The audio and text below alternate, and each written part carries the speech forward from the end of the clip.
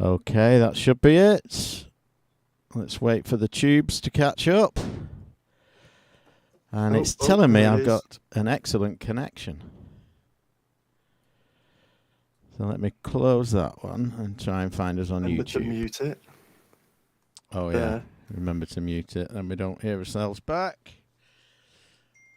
Put a big pop-up thing in the middle of my chat about privacy, and all my options are learn more. It's like, I don't want to learn more, I just want you to bugger off. No, Mr. Bond, I expect you to die. Exactly. What if I say something? Will it disappear? Live. Come on. My channel, go to my Hey. channel. There we go. Oh, okay. The chat's going to come underneath. Scroll it off the window. It'll be fine. I'm trying to click on the video. Is that it? Trying to mute, quick. There we go. I did it. It must be working because I started to hear it. Good evening, everybody, and welcome to live news for November. The penultimate one of the year. My word. Where is it going? I always knew I'd be on the hook of knowing what that word means one day.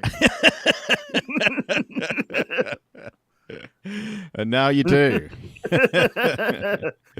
So, phone muted. Yes. Goodbye. So, first of all, thanks to AD, our new community manager, who posted the event on Facebook. He said, you should post it on Facebook, get some people in. I said, do you want to do that?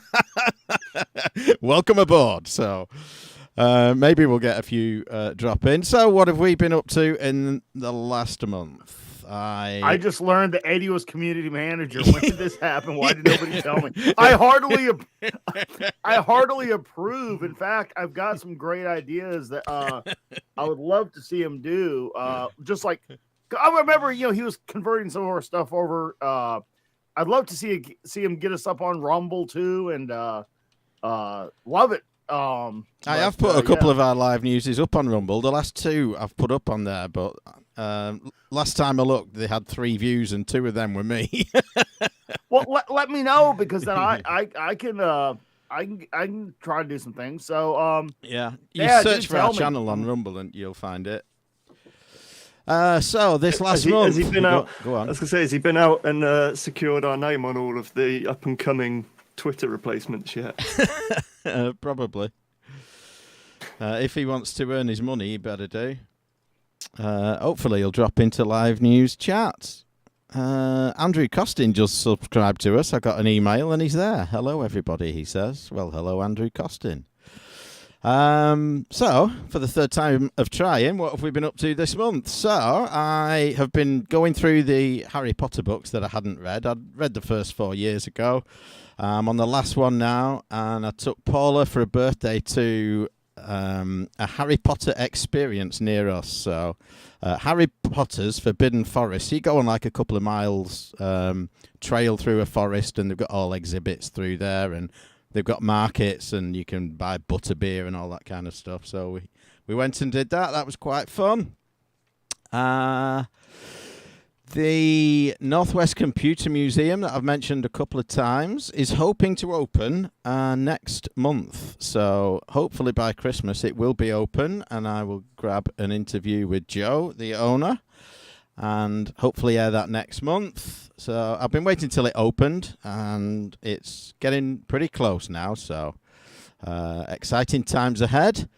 And they want to do some sort of retro fairs. They had one of their own because they've got they had a dozen TRS-80s, and they don't need 12 of the things. If you've been upstairs in the Cambridge Museum, they've got stacks and stacks and stacks of BBC Micros. So he sold off some of the surplus, some of them were like recommend your own price, make us an offer kind of thing, to raise some funds and to make some room for storing things that they do need. So in future, they're going to look at holding some retro fairs where people can come along, book a table, sell their own stuff. So I shall have a hand in organising those. Movies-wise, I watched Halloween Ends, and hopefully it has now.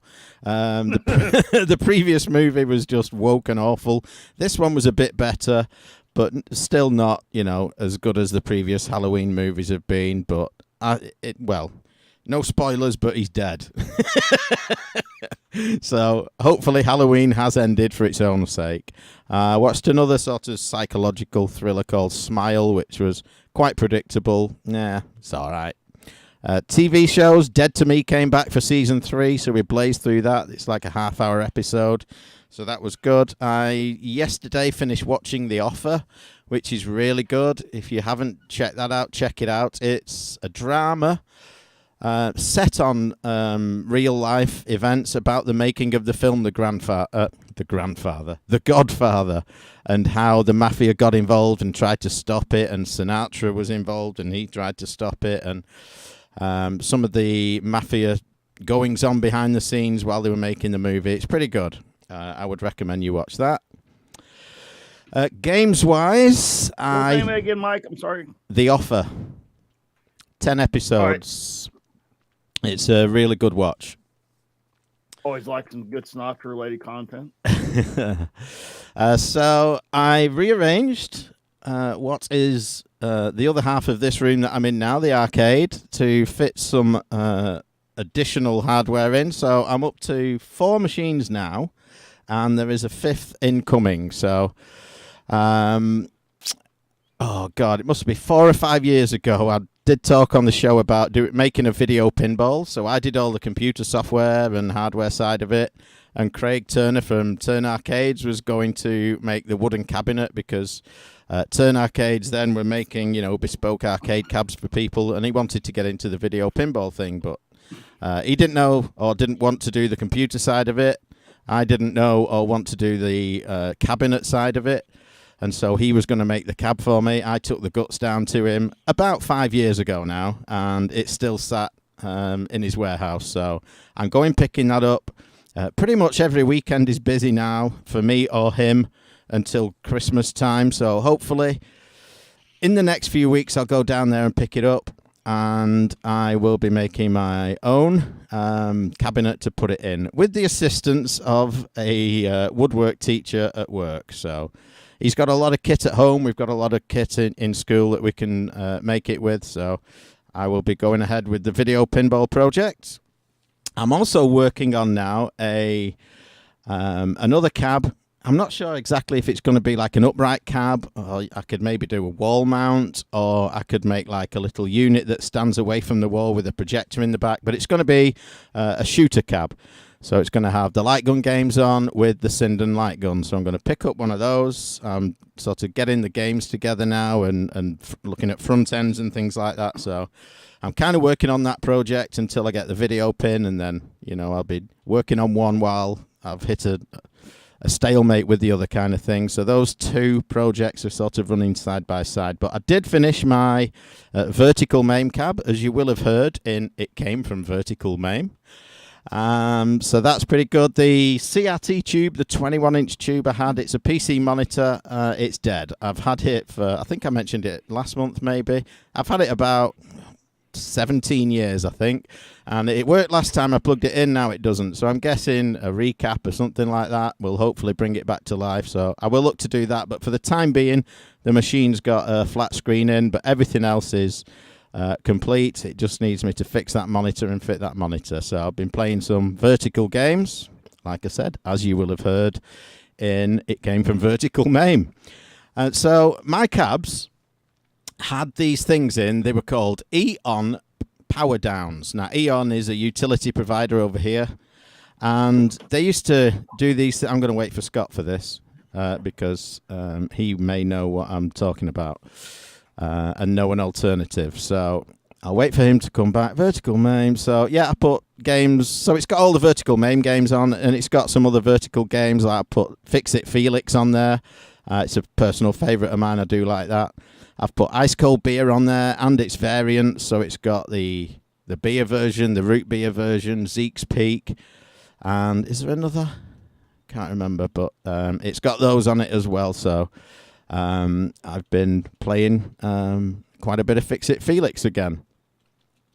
What's that say? Video. Yeah, I talked about that. So now I'm going to say nothing, and we're going to sit in silence and wait until Scott returns.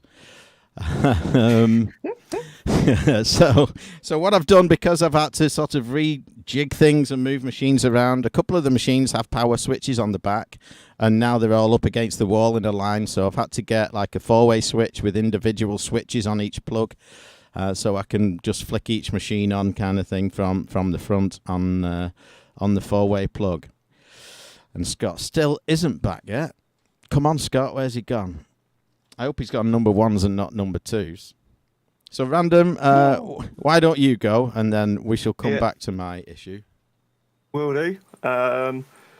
So, started off the month, we're sort of planning a 40th birthday thing for our mate in January, and the plan is to go somewhere, set up an Xbox LAN, and play a lot of Project Gotham 2, because that's one of his favourite games.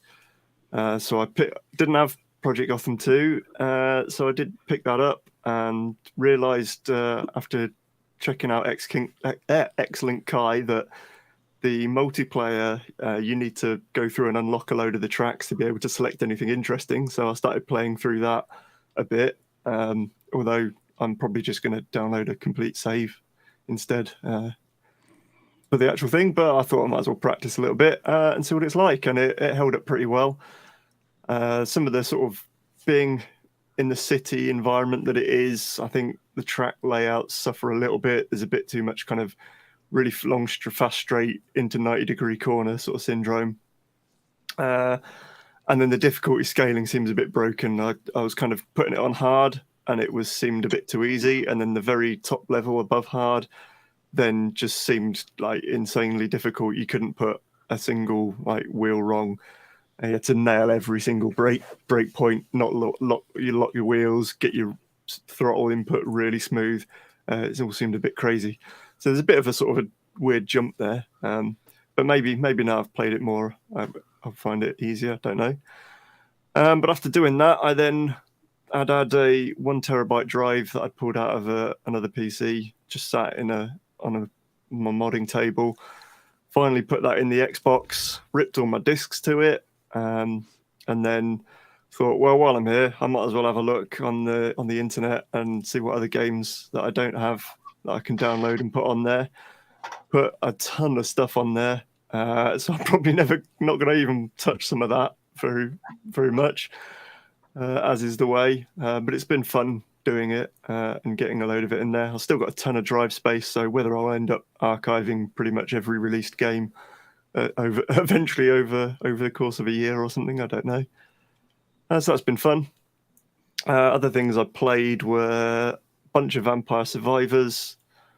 In fact, looking at this, like most of this is sort of still heavily playing the Steam Deck. So yeah, Vampire Survivors got a lot of play on the Steam Deck. My mate brought up that he'd had a bit of a play on Flashback one evening, so that made me decide to play a bit of Flashback again. Couple of things ended up, and partly the Xbox ended up making me sort of have a little look through Conker's Bad Fur Day, because I partly wanted to sort of double check that. I remembered there were some differences in the intro, the first sort of chapter, as I suppose you could call it. So I started going through that on the N64 version, and then just hadn't stopped playing it. So I'm sort of working my way through that. Some of the the 3D isn't quite as, controls and camera isn't quite as refined as, say, Mario 64. But I think, a lot of people slate the humor and things, but I think actually it's still quite a fun game. Still has held up. I've still been sort of chuckling at like the Pooh Monsters song and things like that. Don't know what that says about me, but hey. And then, the other thing on the Steam Deck was I decided that for my Christmas RPG, I'm going to finally start going through Cyberpunk. So I sort of got that up and running on the Steam Deck and optimized to play, to make sure it played well, because I'm probably going to take that rather than a gaming laptop this year. And then ended up, sort of then checking out the ray tracing, like how far I could push the ray tracing on my main computer, and then actually started playing quite a lot of it. Been enjoying that so far, so looking forward to carrying on with that. And then Bayonetta 3 came out, and I've finished the main story of that today. generally found it a bit. I got a lot of good praise, but I found it quite a bit weaker. I was feeling than the other ones. So I fired up Bayonetta 2 on the Wii U version of that. I fired that up on an emulator and ran it at native 4K with a 60 FPS patch and with the auto HDR, and it's fucking sweet playing like that. And I'd sort of remembered in my head that the beginning of that game is just amazing, especially compared to 3. And the beginning of 1's good as well, but that I just remember it being mental, and it just, yeah, it totally just, I was like, did I just misremember this or something? And no, it's great. It's a fantastic game. So I'm looking forward to, keep looking forward to playing Bayonetta 1 and 2 again, but I have played them a lot, and I've not really played through the Devil May Cry series, which I keep putting off. So I'm probably going to go into that in terms of action games. And then I watched a couple of films that are sort of vaguely relevant to this podcast. So we ended up watching all the Bill and Ted's, and then the Wayne's Worlds recent over the last month. They've not really held up terribly well, I'd say, and they're all right. Better than the remake. My God. The new one was. That was so bad. Yeah. But yeah, sort of going back, it's kind of like, yeah, it's no, maybe it doesn't hold up so well anymore. And then last night watched Pig, which I've been wanting to watch for a while, which is, yeah, that was really good. Went in ways I wasn't expecting at times, and had some interesting digs at sort of Portland gentrification, hipster culture. Which is why it's relevant to this, as well as being a good film. But I don't know when it was written. It was certainly sort of released in 2021. But I wonder whether if you wrote it now, whether it'd be you'd end up with quite the same sort of feeling of how Portland is going these days. No, especially with. So there's been some developments since that film was made. With Nick Cage being, ostensibly a homeless man being dragged around the city, things. So yeah, it's good though. I recommend watching that. And TV-wise, I had a brief break between season 4 and 5 of my X-Files rewatch because I'd been to see my mate, and he said, "Look, I know you're fed up with Star Wars. You're not interested really in any of it anymore. It's all not been great. I mean, the prequel trilogy was the prequel trilogy.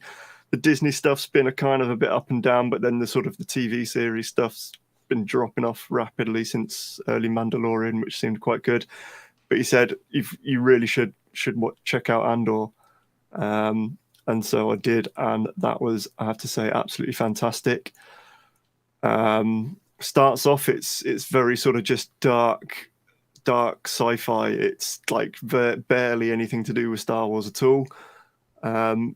Later on, yes, Star Warsy elements come into it, but it's not sort of all Jedis and magic and lightsabers. It's just sort of firmly rooted in a little bit of politics, a bit more interesting politics though than sort of trade disputes, and then.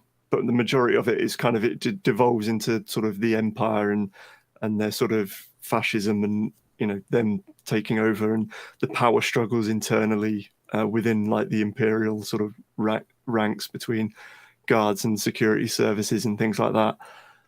So yeah, that was good. They did well there. But yeah, that's been about it. Michael, what did you want to ask Scott before he disappeared? Yeah, I did grab Andor the other day. I've not watched it yet. And I forgot to mention a Steam Deck incoming at some point between now and Christmas. So, Scott, my arcade machines, the main ones and in particular the driving cab, etc. I had these things. They were called, so Eon is a company over here that's a utility provider, and they had these things called Eon Power Downs, and they were basically like a 3-way power plug. And so you'd have a master port on there and 2 slaves, although you're not allowed to call them that these days. And so you'd put the PC in the master and your speakers and monitor in the slave ports. And then when the PC powered on, it would bring the other two to life. So you could have the cab plugged in, but powered down, and your speakers wouldn't hum and your monitor wouldn't. Well, I had 3 of them, and 2 of them have died within 2 weeks of each other. They're a few years old, and I've been looking around for an alternative that does the same kind of thing, but I've not been able to find one. Do you know of anything that does that? Yes. Okay. I will get with you and get you a source. All right, nice one. All right, so what have you been up to? Well, I just had a delivery at the door. I had to run upstairs and get before the little fucker took off again. He's quick, man. Man. Well, do you want to invite him in for dinner, and bring him on the podcast next time? I got on camera once. I was like, no, turn around, bring that package back, buddy. Not today. Today's not your day. But no, I gaming wise, I want to put in my I guess what will now be annual plug for the Christmas movie of the fucking century, 8-Bit Christmas. If I mentioned it in the December show, it might be late for everybody. Now it's topical. It's a great time to mention it. So if you haven't seen this film, it is 8-Bit Christmas, and it is probably one of the perfect Christmas movies. Like if you like, Home Alone, Die Hard, Christmas Vacation, those kinds of movies. This thing is fantastic. It just it's centered around a kid's quest to get a Nintendo. Now, if you remember, the mythical, like when that Commodore 64 first appeared in the shop window, when the Nintendo was first out there, whatever, amazing thing that, the holy grail that you have to get as a kid was, and all the different ways you conceived of to possibly get one. It really covers that. It ends up just being a Christmas movie about family. And at the end, I can't I mean, I say this each time. I've watched the movie like 5 times now. I can't really remember if he gets a Nintendo because that's not the point. But anyway, have you guys seen this thing yet? I watched it when it first came out. I've not seen it again. What'd you think? Yeah, I liked it. I'll watch it again this Christmas. Yeah, it was a good one. I did enjoy it. I watched it last year. Because I think we ended up talking about it probably about this time last year, or it's right just after when Christmas. It came out. I thought it was all right. It wasn't my favorite thing, perhaps. I can't remember now. I thought I had some reason that some problem I had with it, but I can't remember what that was. So it can't have been particularly egregious. Well, there's absolutely no political agenda. There's no inserted messages. Nothing. It's just a fucking movie about motherfucking Christmas. So I really, I'll tell you, man, it's the kind of thing no matter how young or old your kids are, if any, it's just a wonderful kind of like the Christmas Story. It's just an all ages movie. Now, the unfortunate thing is they had, I don't know, like 35 years or something to come up with a worthy sequel for Christmas Story, and I think they bombed. It was god awful, and it was just. I think the actor, there's a reason he doesn't work much anymore. I haven't seen the guy in anything. It's just such a turkey. I mean, I wanted to like it. I gave it the time, and it was just kind of it's not great. Anyway, gaming wise and video stuff wise, I have been doing a whole lot of BBSing. I've got a next generation modem, which the first gen, the Y232, is still chugging along, working great. I took the time, it's across the room. I took a US Robotics 56K desktop modem and put the PCBs and everything for a Wi-Fi 232, the basically the bridge to connect your PC to the internet, your vintage PC, and it works on anything with a serial port. If you have a computer, it doesn't matter if it was some weird thing like the MSI 8080. I use it on my MSI 8080 all the way up to a modern computer with a serial port that you want to connect via modem.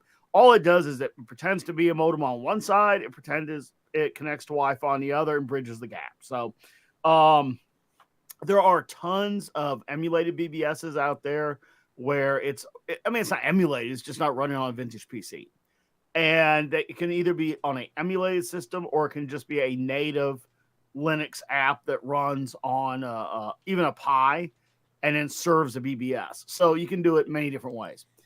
So there are literal Commodore 64s with 4 disk drives and the whole shebang. It's a Commodore, all the way up to a Pi sitting in someone's drawer that's connected via Wi-Fi. So anyway, I've been playing a whole lot of Trade Wars.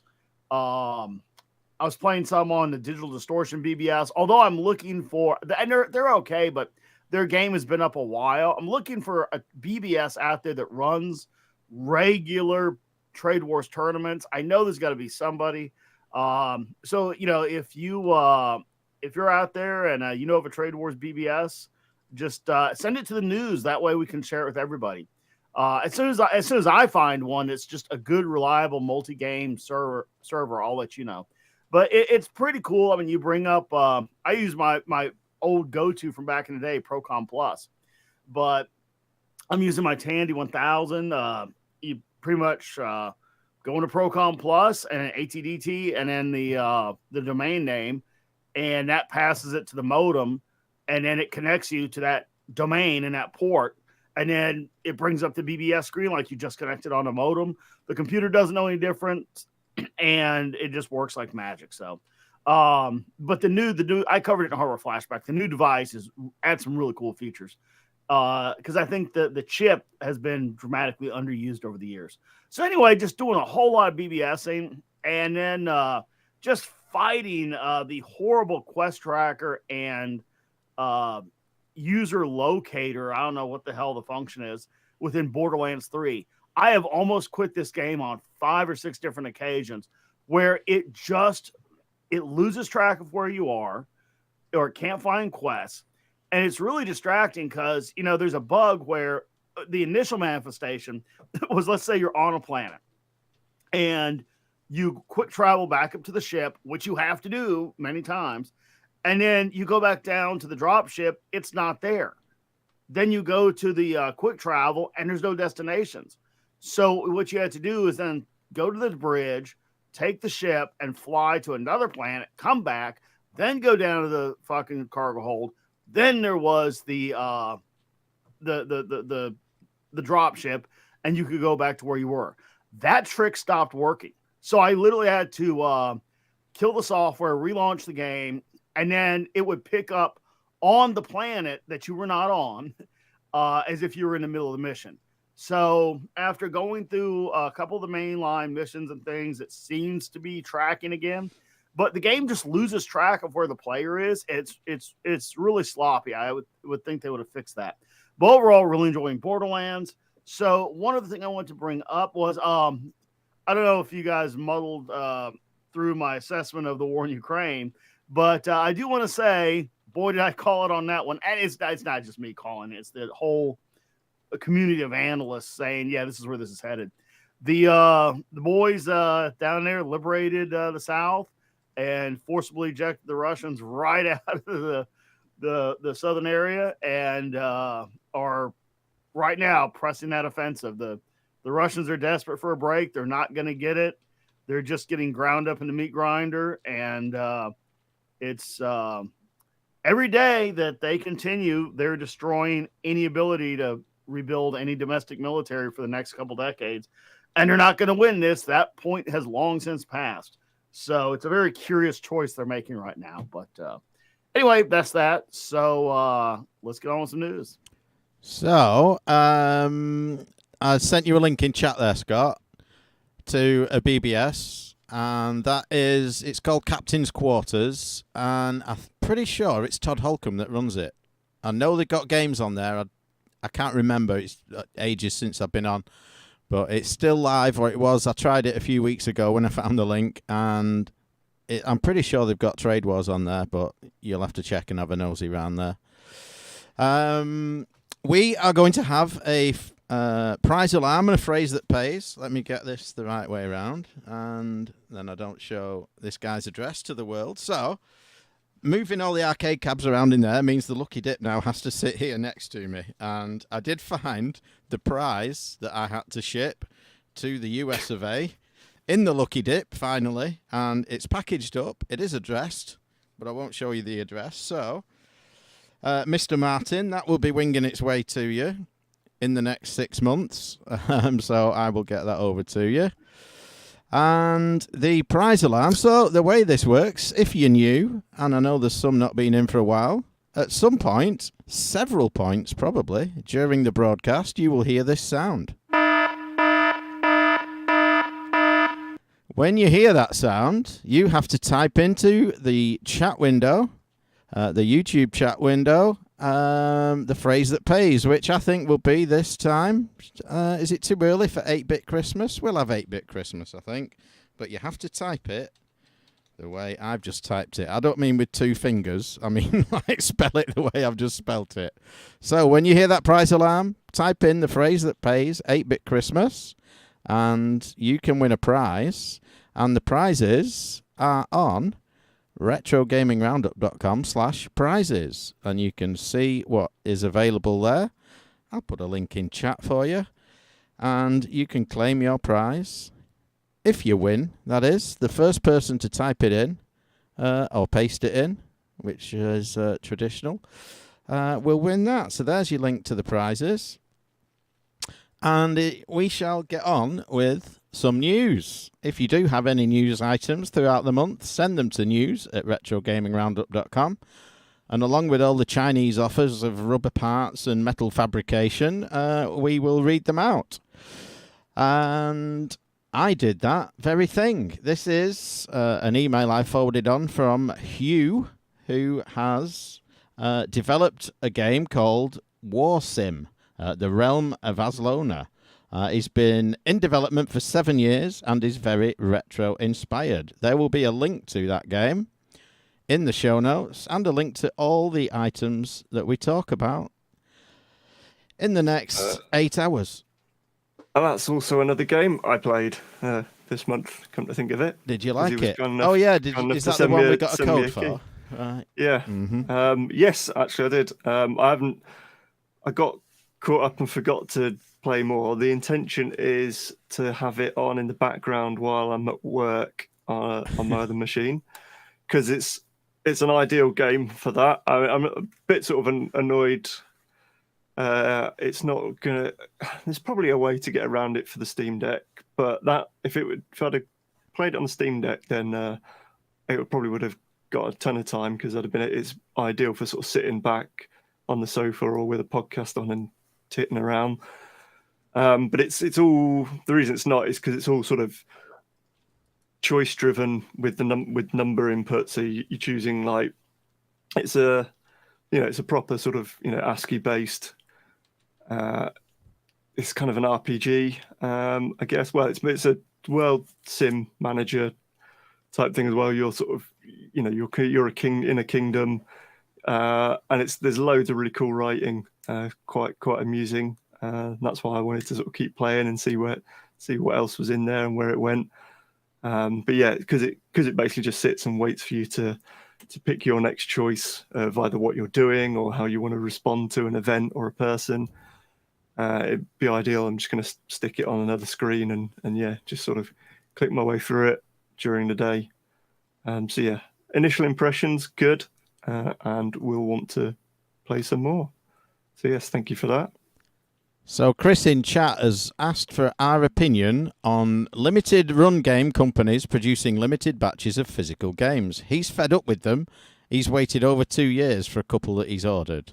And AD has commented he waited 12 years for an Amiga documentary. Well, I think limited run people and things on Kickstarter, you pay your money and you take your choice. Some are going to be more reputable than others, but in general, I see no harm at all in people doing limited runs of games. We did one ourselves. In general, I think it's a wonderful thing. It can go right, it can go wrong. so for example, this one I got here, Teon, Polish gaming developer, really cool guys. Like if you email them, they reply to you, you know. And they did a special edition. Not everyone does. So it's pretty bad that's the bar now. That's the like standard of excellence. Yeah. Yes, but no, it has fallen to that point. But no, like I just sent them an email with some basic bug report observations and wanted to thank them for making it. And they forwarded it to like one of the producers who's like took the time to reply. But it's got like a neat a comic book and some gimmicks and all. But they did a higher res release for the PS5. It's the exact same game. There's no additional material. It's just higher res. But it comes in a nice tin can. I don't really generally consider disc games collectible. Cartridge games, yes. Disc games, no. That's just a personal thing of where I draw the line. But anyway, it was I'm not going to do a digital download. I just won't support that. And I wanted I liked the idea of the additional resolution, so I bought it. And it wasn't terribly expensive, but it was I think it's literally a company called Limited Production Games or something like that. No, I think it's a great thing, but I tell you what I'm done with is ordering anything on spec. I know that hurts the ability of people to do Kickstarters and novel products, but guess what? Your industry peers like Mike Kennedy, Phil Adam, Tommy Tallarico have utterly peed in that pool, and I'm not swimming in it anymore. So when an item is produced and ready to ship, we'll do business. Until then, no, I'm just not. For me, Limited Run especially, early on, their whole remit was that they were taking games that were only available on digital stores.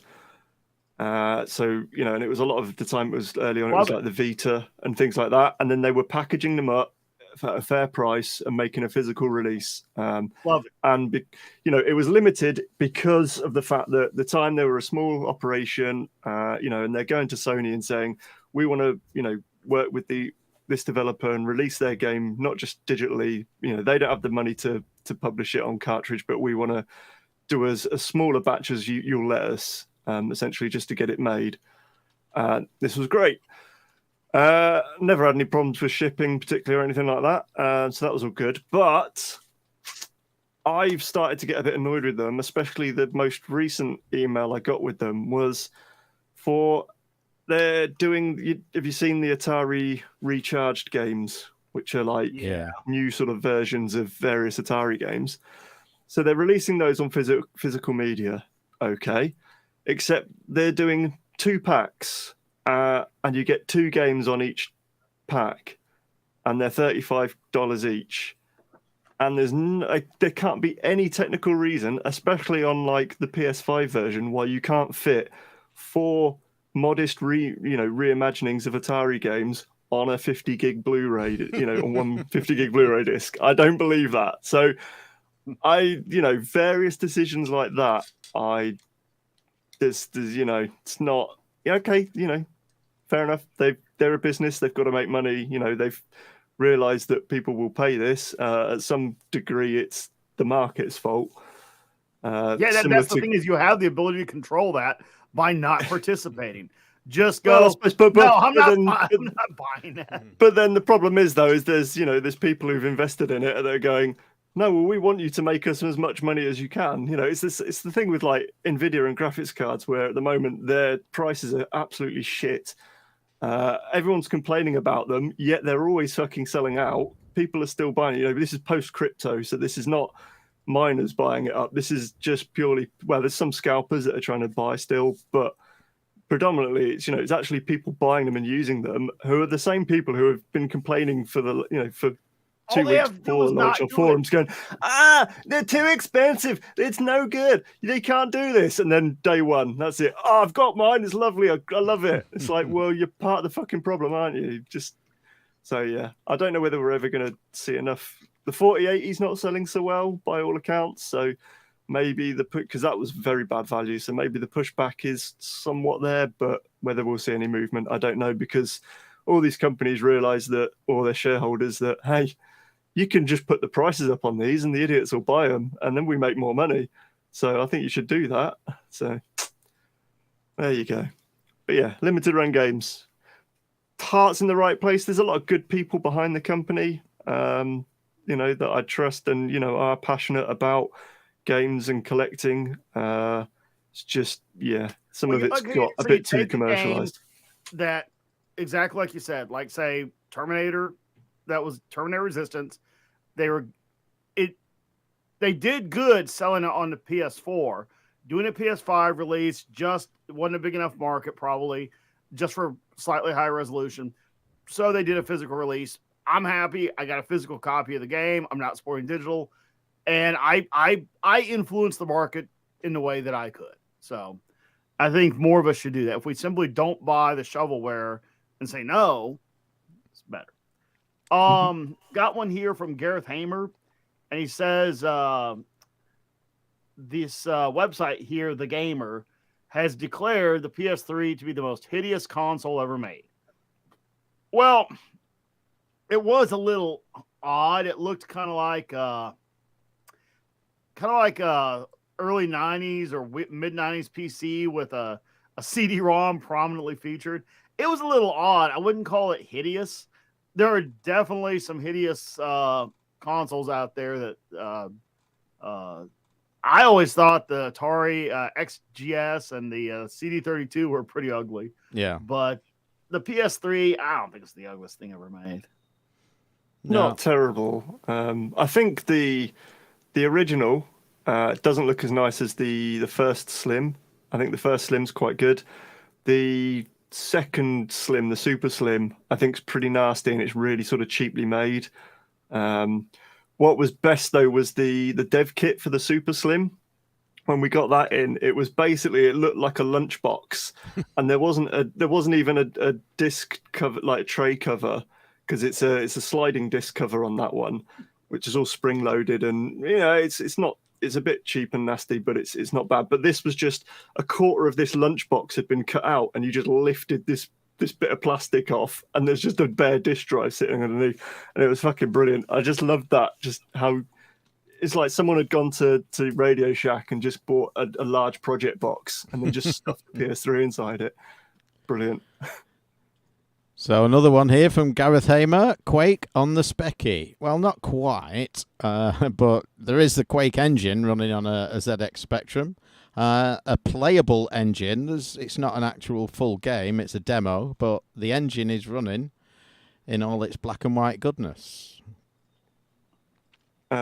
Something else that reminds me about Quake is the people working on various ray trace, path trace ports of old games. Most notably, Half-Life is one of theirs. They surprised everyone by releasing a Quake port probably earlier this month, and that's really cool. I have to say, I think it's in some ways it's better than the big Nvidia made Quake 2 port, because it's just something. Well, it's just Quake's just a better game. It's just faster, and the way the lighting works now with the ray tracing and the water and all sorts of stuff, it's really fucking good. So if you have the ability to run ray traced stuff on your PC, definitely worth checking out the Quake RT source port. And if you can't do that, you can open Notepad and run Doom in that. Can't remember if we've had this one before. No, I've seen it a couple of times. David Gyrick sent it in. Doom running through the Notepad app. And it needs to be seen to be believed. And you can do that by clicking on the link in the show notes. Did I mention the show notes? I know I did. Maybe. It reminds me of, did you ever use the text output that you've got? FFmpeg definitely does it. I don't know whether VLC sort of incorporated it.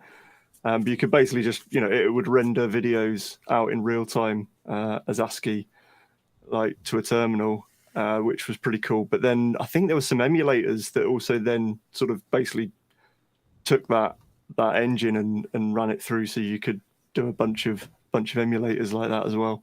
That's kind of fun.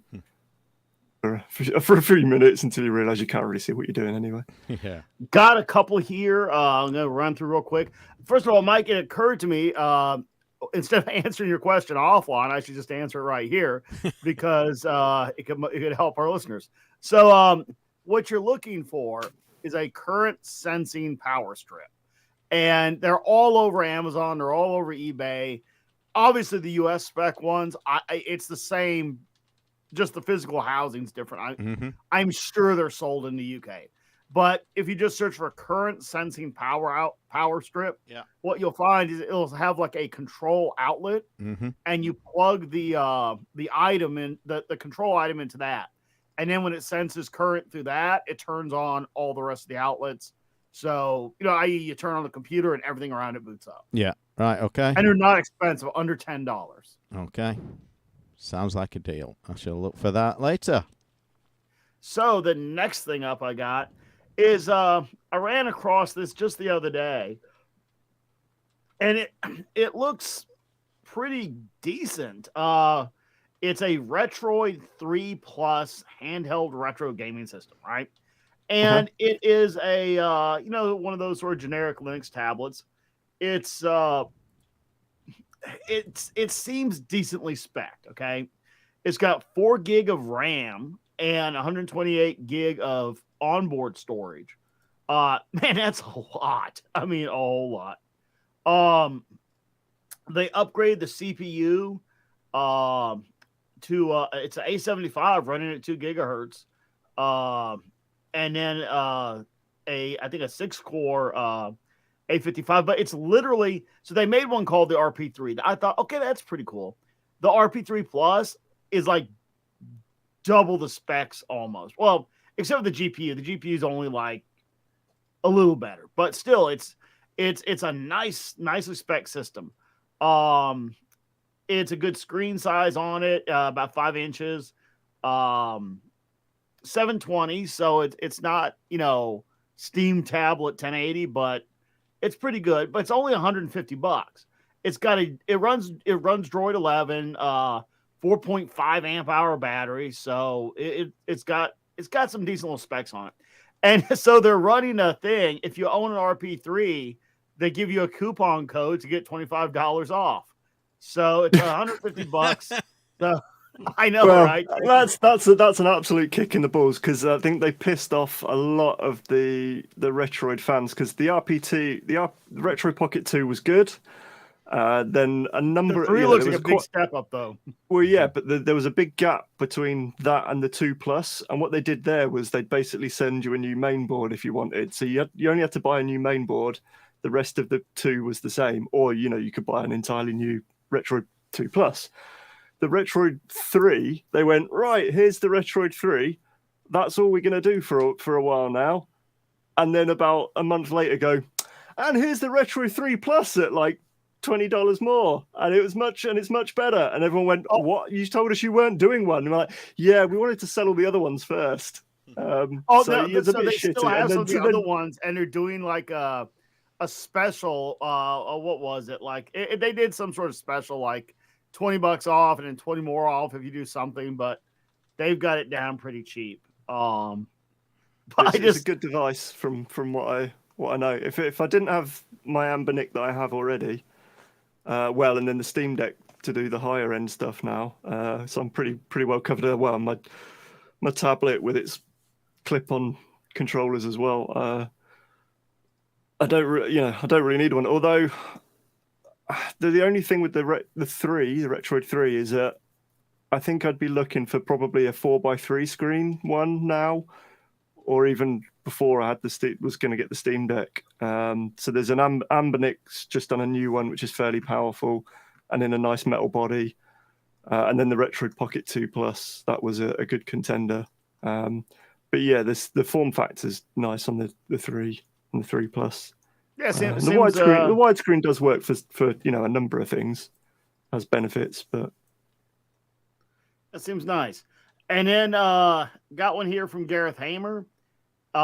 Somebody has launched the Pretendo network, and there's been I think Random, you were just earlier mentioning the Excellent Kai and some of the bridges for the Xbox.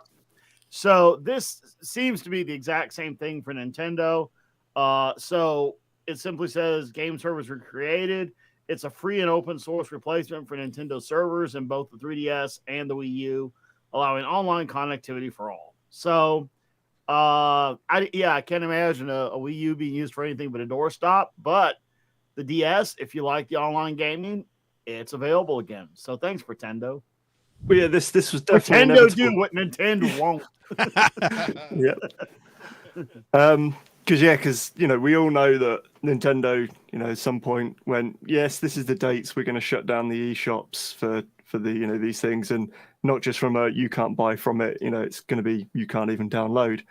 But for so long now, there's basically been Python scripts that interface with the official eShop, but you don't need to do any payment. It just talks to the content delivery network servers. So you've just been able to have Python scripts and just download everything from their official servers for so long. So it's inevitable that someone was going to at least archive everything that was on there. And obviously, just rebuilding a server interface for that is the logical correct step for preservation. So yeah, all for this, definitely. We should sponsor them. So one from Neil here. I'm not sure if you guys have featured this any time in the past, but this is a really cool looking build of a Game Boy inspired handheld, and it goes through all the fabrication of it. It looks a little bit scratched and ropey, but he does show you all the machinations of building his own Game Boy. I like his lab. Yeah, I think he's got a bulk power converter there. I bet it runs cool without a fan. I bet it does. Yeah, he's got all the gear and some idea of what he's doing, which is always handy. And a see-through case so that you can see all the components inside and know that it's all legit. We all know that's how consoles are made. Oh, he's got the shell. I'll take one here. Sometimes just get lazy and lay the top shell on top of a board. Dude, look, man, I know you had a cordial conversation with Carlson, but dude, I just can't get past that dude actually walked around his house and gathered up shit that had nothing to do with anything, piled up in a pile. Then he took a goddamn dev board and threw a half-smoked shell on top of it and waved a mouse around.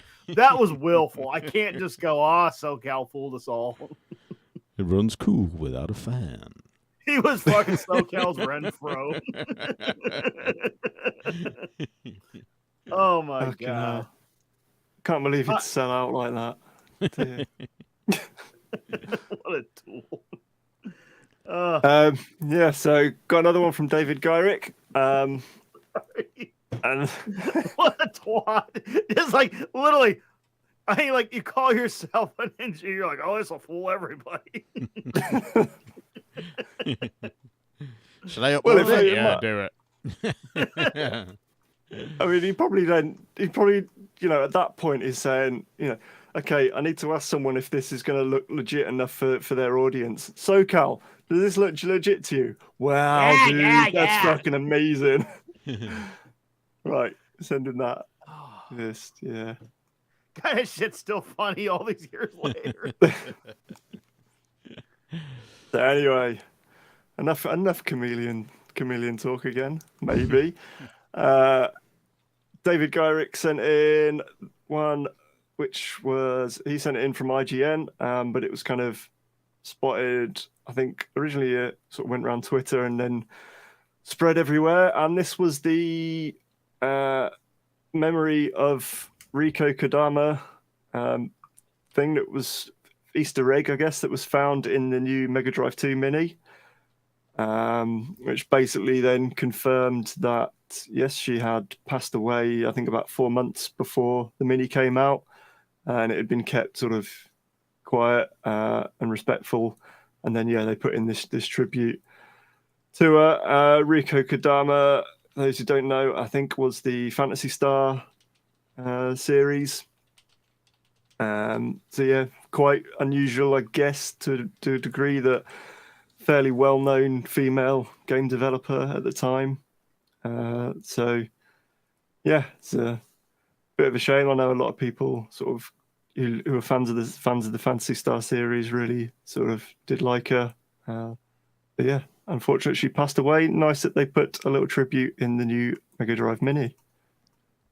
Aidie's asking for a new segment on the show when we bring back SoCal called It Came From Shame. Well, oh god damn. Well, that's good because Aidie can now be our SoCal media manager. Hey. God damn, that's good. It came from Shane. Mike, do you still have the intro? He had no shame. Zero shame. Still doesn't. Do you think he had any shame when he put Willie's items up for auction on eBay? Come on. Or when he stole them. James, oh James, yeah. Because it's just layer of shame, heaped on layer of shame, just shame on shame. That was quite loud. Oh, God, that's good. So, got one here from Charlie. Mega Man 4, 5, and 6 for the Genesis / Mega Drive. So, Mega Man The Sequel Wars is a fan-made homebrew remake of 4, 5, and 6 for the Sega Mega Drive, following in the footsteps of the officially released Mega Man The Willy Wars. It aims to carefully recreate the NES classics while giving them a fresh coat of 16-bit paint. Okay, so, yeah, I mean, that's pretty cool. The screenshots look pretty stunning. These don't look like Genesis games. These look almost CD32 bordering on Amiga maybe. It looks impressive. I like Mega Man. Never been the biggest Mega Man nut, but slap that sucker on a cartridge and I will buy it. Yeah, I think that'll do. Oh dear. So, don't forget to type in the phrase that pays and be the first to win. So, one here from... who's it from? I've lost who it's from now. Gareth Hamer. Somebody crafted a Redstone PC in Minecraft so you can play Minecraft inside Minecraft. This is the Chungus 2, a fully working PC built inside Minecraft. But that's not all it does. Also known as the Computational Humongous Unconventional Number and Graphics Unit. Some people just have too much time on their hands, particularly to play Minecraft, which is just a time sink anyway, but to go in there with, a scheme to make something in there, that must have taken a lot of trial and error. But well done for doing it anyway. Who is the winner of the first prize? It is JW Racing Team who has won. They pasted in, all typed in with 2 fingers, 8-Bit Christmas.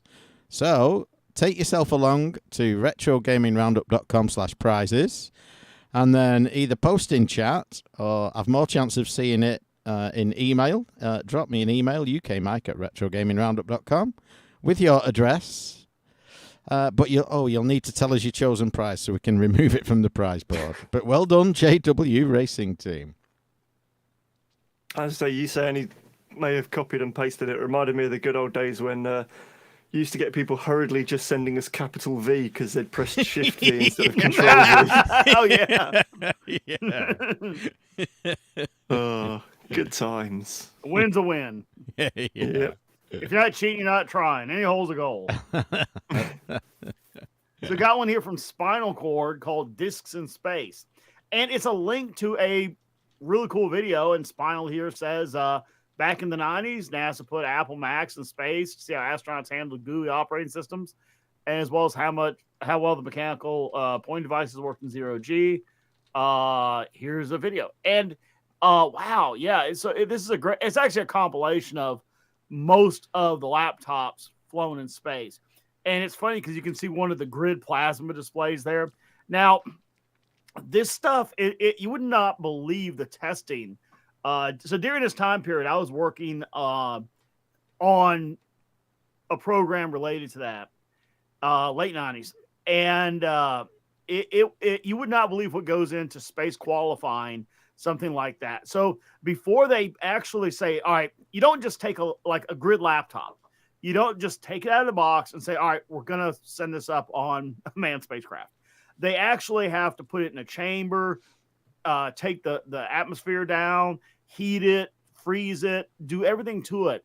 Because let's say, for example, that display is full of a toxic gas that on Earth, if you cracked it, it would just leak out. And, as long as you're not huffing it or putting a bag over your head, no issue, right? Unfortunately, being on the space station or the shuttle is the equivalent of having a bag over your head. You just keep rebreathing the same air, And there are scrubbers and all sorts of stuff. But let's say, for example, it heat cold cycles just from, the sun coming through the window, right? Anything. Or it's 0G. A freaking wrench flies over and hits the screen and cracks it, right? Any number of possible failures. What happens when that thing has a crack and it leaks in that environment? It could be lethal to everybody, right?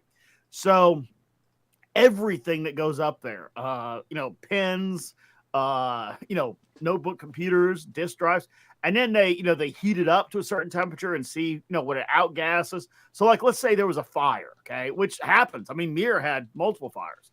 So let's say there was a fire on board the spacecraft, and the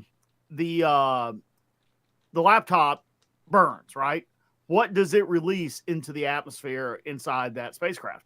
So that the space qualification for devices like that is a very insanely tested process. So every one of these things that flew on the shuttle was put through some flavor of test regimen, depending on, the era and all that. But that still goes on today. That's still very much a part of the business. So, anyway, yeah, cool video.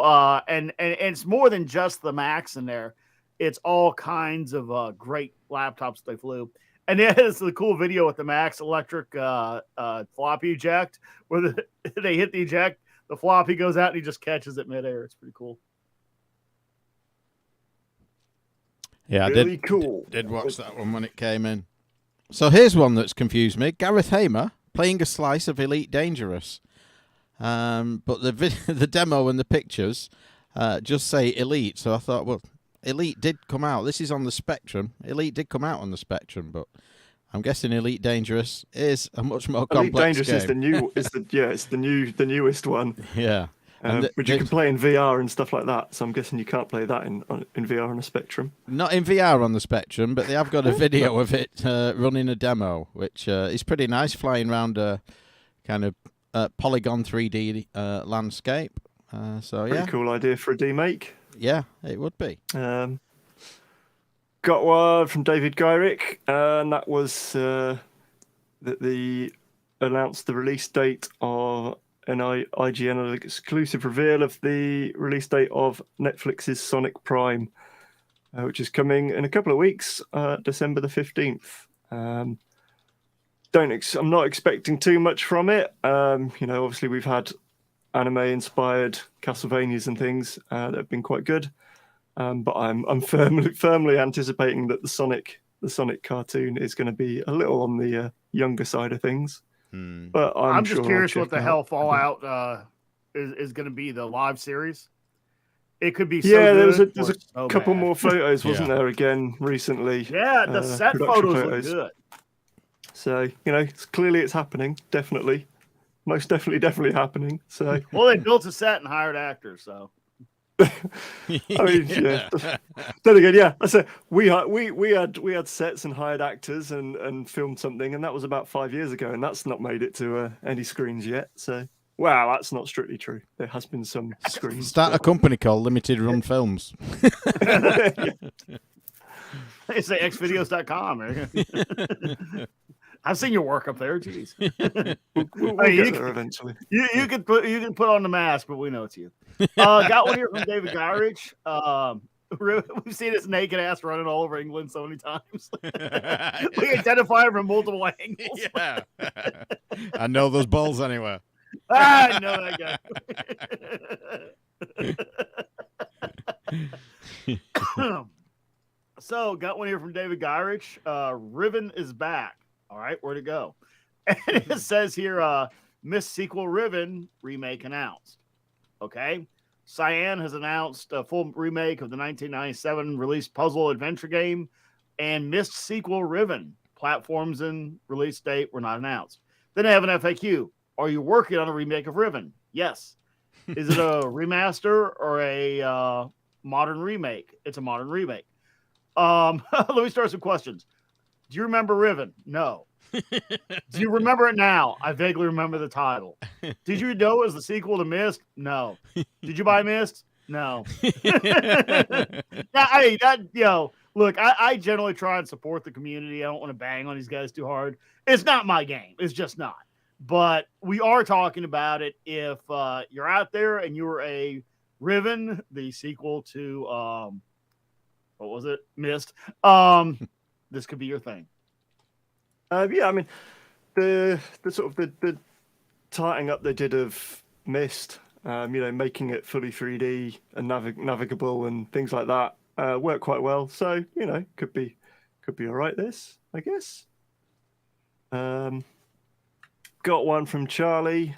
I didn't know whether it was worth touching on, but it's as I've just sort of wrapped up the story this earlier. It was an article about Bayonetta 3 erases years of women empowering character development and LGBTQIA plus representation. Which there's a lot of, as in a lot of sort of popular and cult media, people do a lot of fan fiction and shipping and putting characters together that they think should be in relationships, or there's allusions to relationships. And this is arguing that at the end of the day, it's turned out that this sort of what was clearly a sort of bisexual or fluid character for years, who's been very sort of positive, very strong, positive. She's been the protagonist and been the one that's killed all the guys, all the bad guys and saved the world. She's then sort of gets to the end of this and she's saved essentially by a guy who's been on the sides of the game for years, but then it turns out that he's a love interest and they've got a kid, stuff like this. But then you can read that into it, but you can also read into this is whole multiverse thing going on. They bring back the Bayonetta 1 and the Bayonetta 2 Bayonettas, as well as the Bayonetta 3 Bayonetta, which explains why they all look different. So then you could just go, well, you've just come up with this, you've just written this whole article and not really thought about the fact that, well, you could quite easily say, yes, that original Bayonetta from this other multiverse is all of those things. And then this one that's in this multiverse just happens to be, straight and ends up marrying this bloke, whereas in the alternative universes, she makes fun of this bloke instead, and so on. So, yeah, anyway, that's my piece on that. Wow, I stopped caring so long ago. Good. JW Racing Team, you've yet to post your chosen prize in the chat. I need to know so I can take it off. Before we do, another alarm. One here that will appear to AD, who I've just fired as our community manager in the chat. It's from me. It's Daredevil Dennis gets an Amiga port. Daredevil Dennis, great game, very much like Stunt Cycle, the arcade game. It was on the BBC Micro, and there is now an Amiga port. It's a pretty decent game, so be good to see it on an Amiga. It doesn't just flicking through. Oh, let's turn the sound off on that. They've not updated it graphically too much. It looks like a BBC Micro game running on an Amiga rather than an Amiga game, but the gameplay is all there by the looks of it, so check that out. Got one here from Dave Lanky. I know this guy. What a dick. And it says here, so I'll run naked down Sheffield Road. Saucy lost Sega FMV game, full motion video, from the 90s found. So it looks like they were working on a long lost but big budget Sega Saturn game, and they found it. So it was, the sadder was just unfortunate disaster that should have never happened. But anyway, they got some footage of from the game up there. Hopefully one day it'll get released like every other unreleased game. Yeah, I think it. Did I hear that it had been kicking about somewhere? It just said there was video up, but okay. I'm sure it'll crop up, and it'll be horrendous, but fun to look back at. I'm just trying to find the prize that he posted. But in the meantime, I can do this one from David Gyrick again. Elon Musk completed his Twitter takeover and fires top executives. Sounds very much like an old story now. This thing has been dragging on for ages and ages, but it finally happened, and the woke lost their minds. Nothing to see here. I'm still not going on Twitter. No. I don't care what he does with it.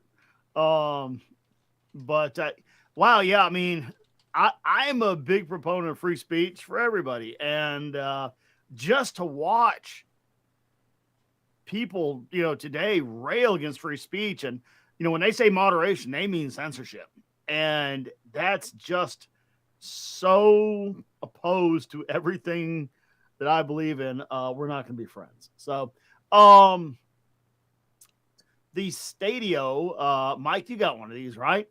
And Neil says, get your hopes up, Mike. Sorry. And it says that there is a sort of a way to go somewhat wirelessly with this controller, but not really.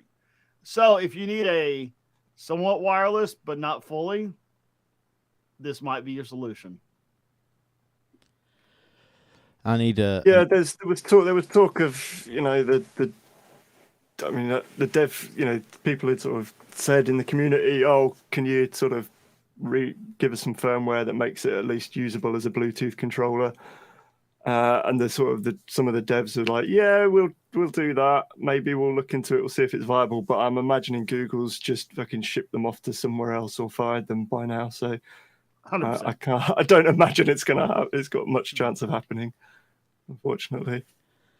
So random, he's asking for the spectrum in pixels. I can only see volume 2 and 3 on there. So I'm guessing volume 2, but I don't know which one's which. There's a blue and a green one, which is which?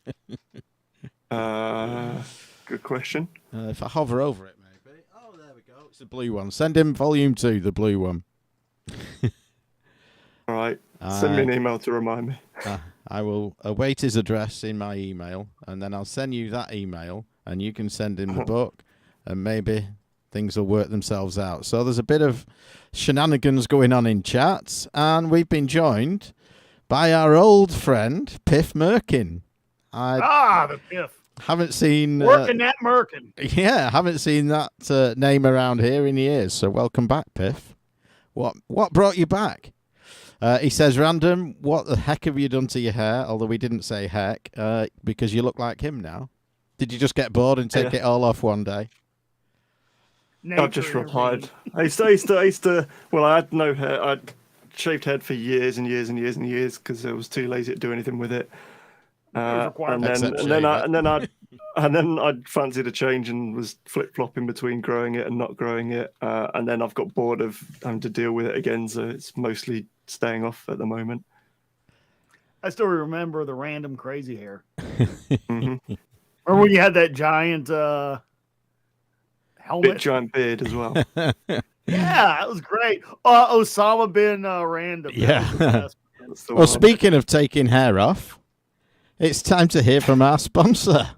And that is Manscaped. I wondered where that was going for a minute, even though I should know. I nearly did it when I said before I recognise those balls anywhere. But it's that time again, folks, to grab yourself the gift that keeps on trimming. Manscaped, the leaders in below-the-waist grooming, have got you covered, or should I say, uncovered. Join the over 2 million men around the world. It must be 3 million at least by now. It must be. Maybe even 4. Who trust Manscaped to keep their gentleman gardens in order. Go to manscaped.com and use the code RGRoundup for 20% off plus free shipping. Check out their Performance Package 4.0, which contains the Lawnmower 4.0, the Landmark trimmer with its skin-safe technology. That's skin-safe technology. It's even waterproof, so you can use it in the shower. The Performance Package 4.0 also includes the Crop Preserver and the Crop Reviver, an anti-chafing ball deodorant, moisturizer, and toner. Not only that, but you also get a pair of the excellent, and I can speak from experience, the excellent Manscaped anti-chafing boxers. And if that's not enough for you, you also get the Weed Whacker ear and nose hair trimmer. Again, waterproof. And all our listeners love technology, so get a load of this. It is wireless charging. Yep, that's wireless charging using electromagnetic induction.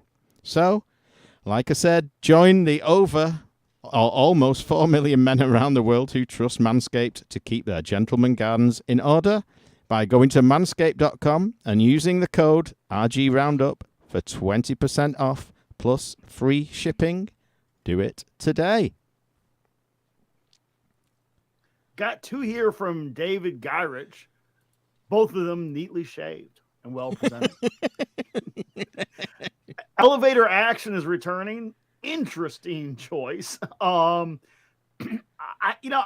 never thought of elevator action as like it was always one of those games that was there. You didn't buy the cartridge, but it was around and all. Not a bad game. And somebody went in, made a tribute to it, and it looks pretty killer.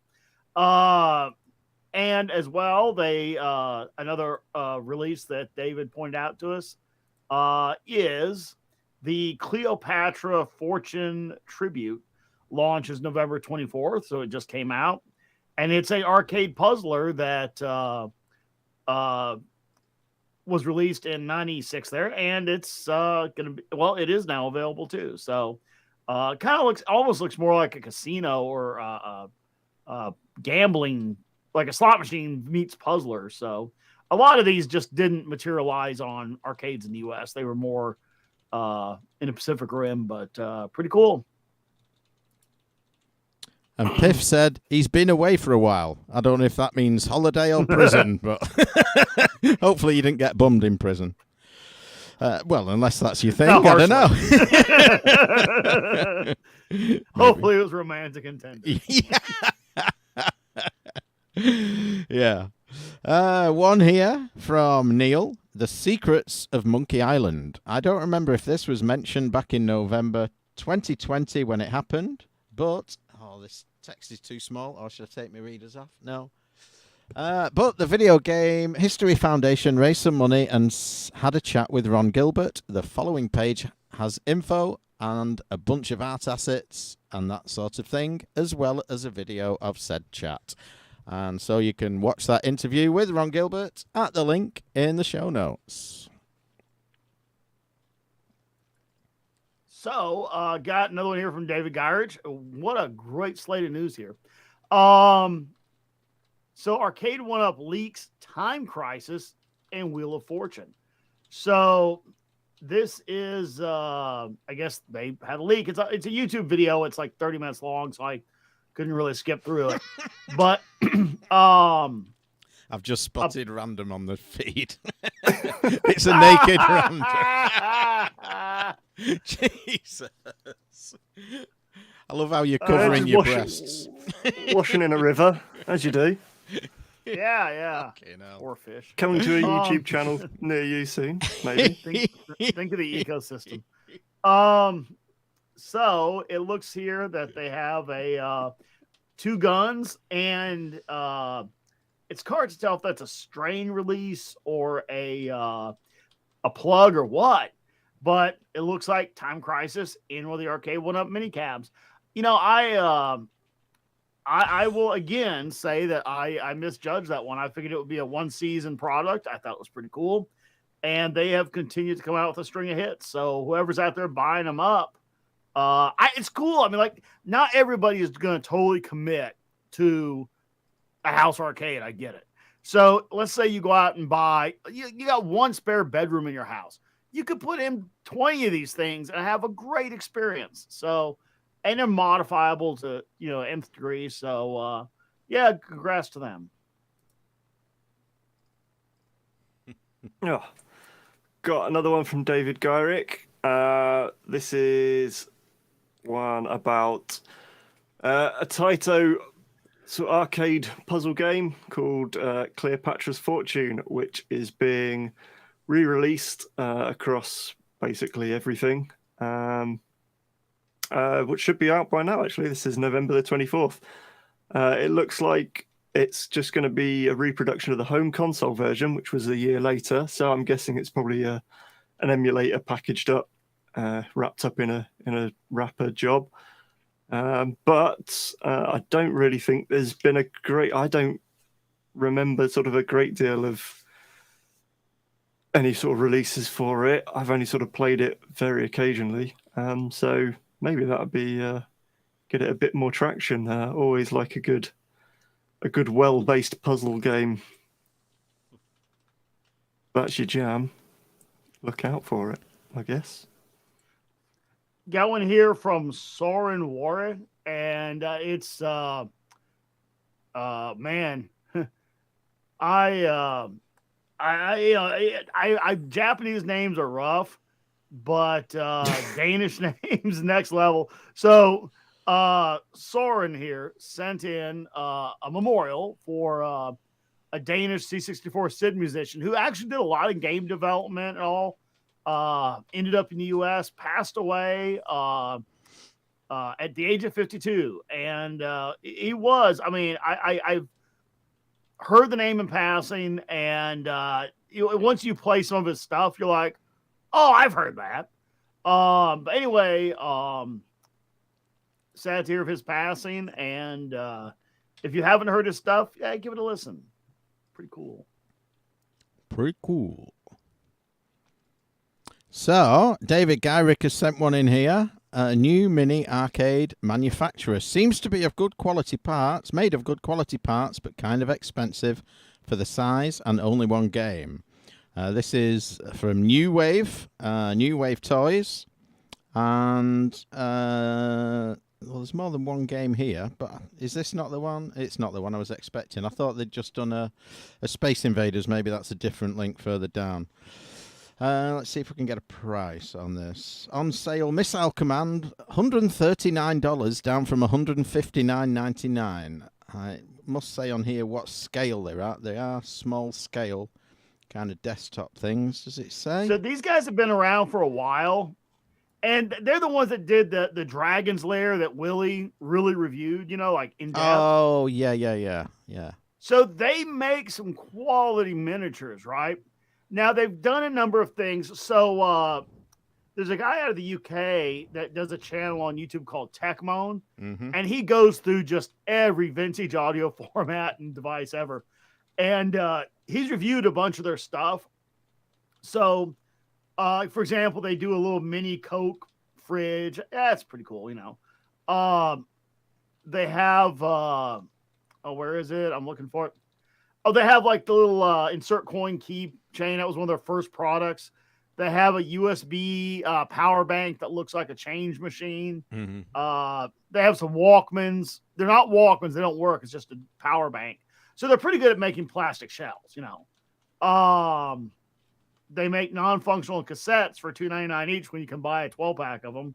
That one I'm very unsure why they did that. But they do these little like the M90 mini blaster, and it's basically a Bluetooth speaker. And Techmoan does such a great review of it. If you're interested in buying it, watch his review. He'll set you straight. But yeah, these guys have a pretty long history of doing some pretty good products, and it looks like everything is marked down from 160 to 140, so $20 off. So if you want one of these things, now's the time. What did I just see in chat there? JW Racing Team sounds like he's quite local to me. He was playing elevator action tonight at Arcade Club Leeds. I just saw the word Arcade Club. Still not too far away. Probably not far from me. Maybe, who knows? Don't know how far. You don't know how far he's travelled to Leeds. He could have travelled for 3 days to get there. It could be like 80 and goes up to Bury from Cambridge. Yeah. Imagine doing that. Uh-oh. Nope. Uh-oh. Dave's in a river alarm. Yeah. Fish evacuate. Fish evacuate. It's more I, toxic than run off from the I spared you the bit of the video where I'm climbing over a barbed wire fence rather precariously, if you see what I mean. Jesus. Some men like to live on the edge. They do. Hey, when the hell is Clarkson's I love Farm edging. coming out, man? I need season 2. Yeah, I know. He's been teasing his book. Have you seen the video of him teasing his book? I haven't. I do want to see Random streak naked across his property. How great would that be if Random? I mean, I'm sure your record has cooled off a bit by now. You think you could you handle an arrest for running nude across his property? Can you get us in the news there? Don't know. Yes, you so can. it's a long journey. Seems like your thing, man. Since he opened the farm shop, the bloody queues are around the roads. They're just a nightmare. How dare he bring commerce and profit to the area? I know, fucking cunt. So I shall play you this. Helping his community. It's only a short video of Clarkson talking about his book. I am delighted to announce that my new farming book, Till the Cows Come Home, is now out. And I thought what I'd do is read you an excerpt from it so that you have an idea of what to expect should you choose to buy it. Okay, ready?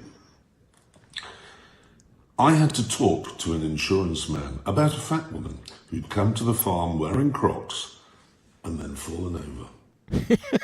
Exciting stuff. That's his sales pitch for his book. You know, I wasn't sure where I was on this. I'm going to order that today. Yeah. Look, I you know, Clarkson, he's done, like, I always like, out of the whole Top Gear engine, some of my favorite projects they did were a lot of the James May products, like where he did the Oz Clark wine thing. That was funny. Yeah. The Reassembler, where he just put together something that was taken apart as he talked about it. Fantastic stuff.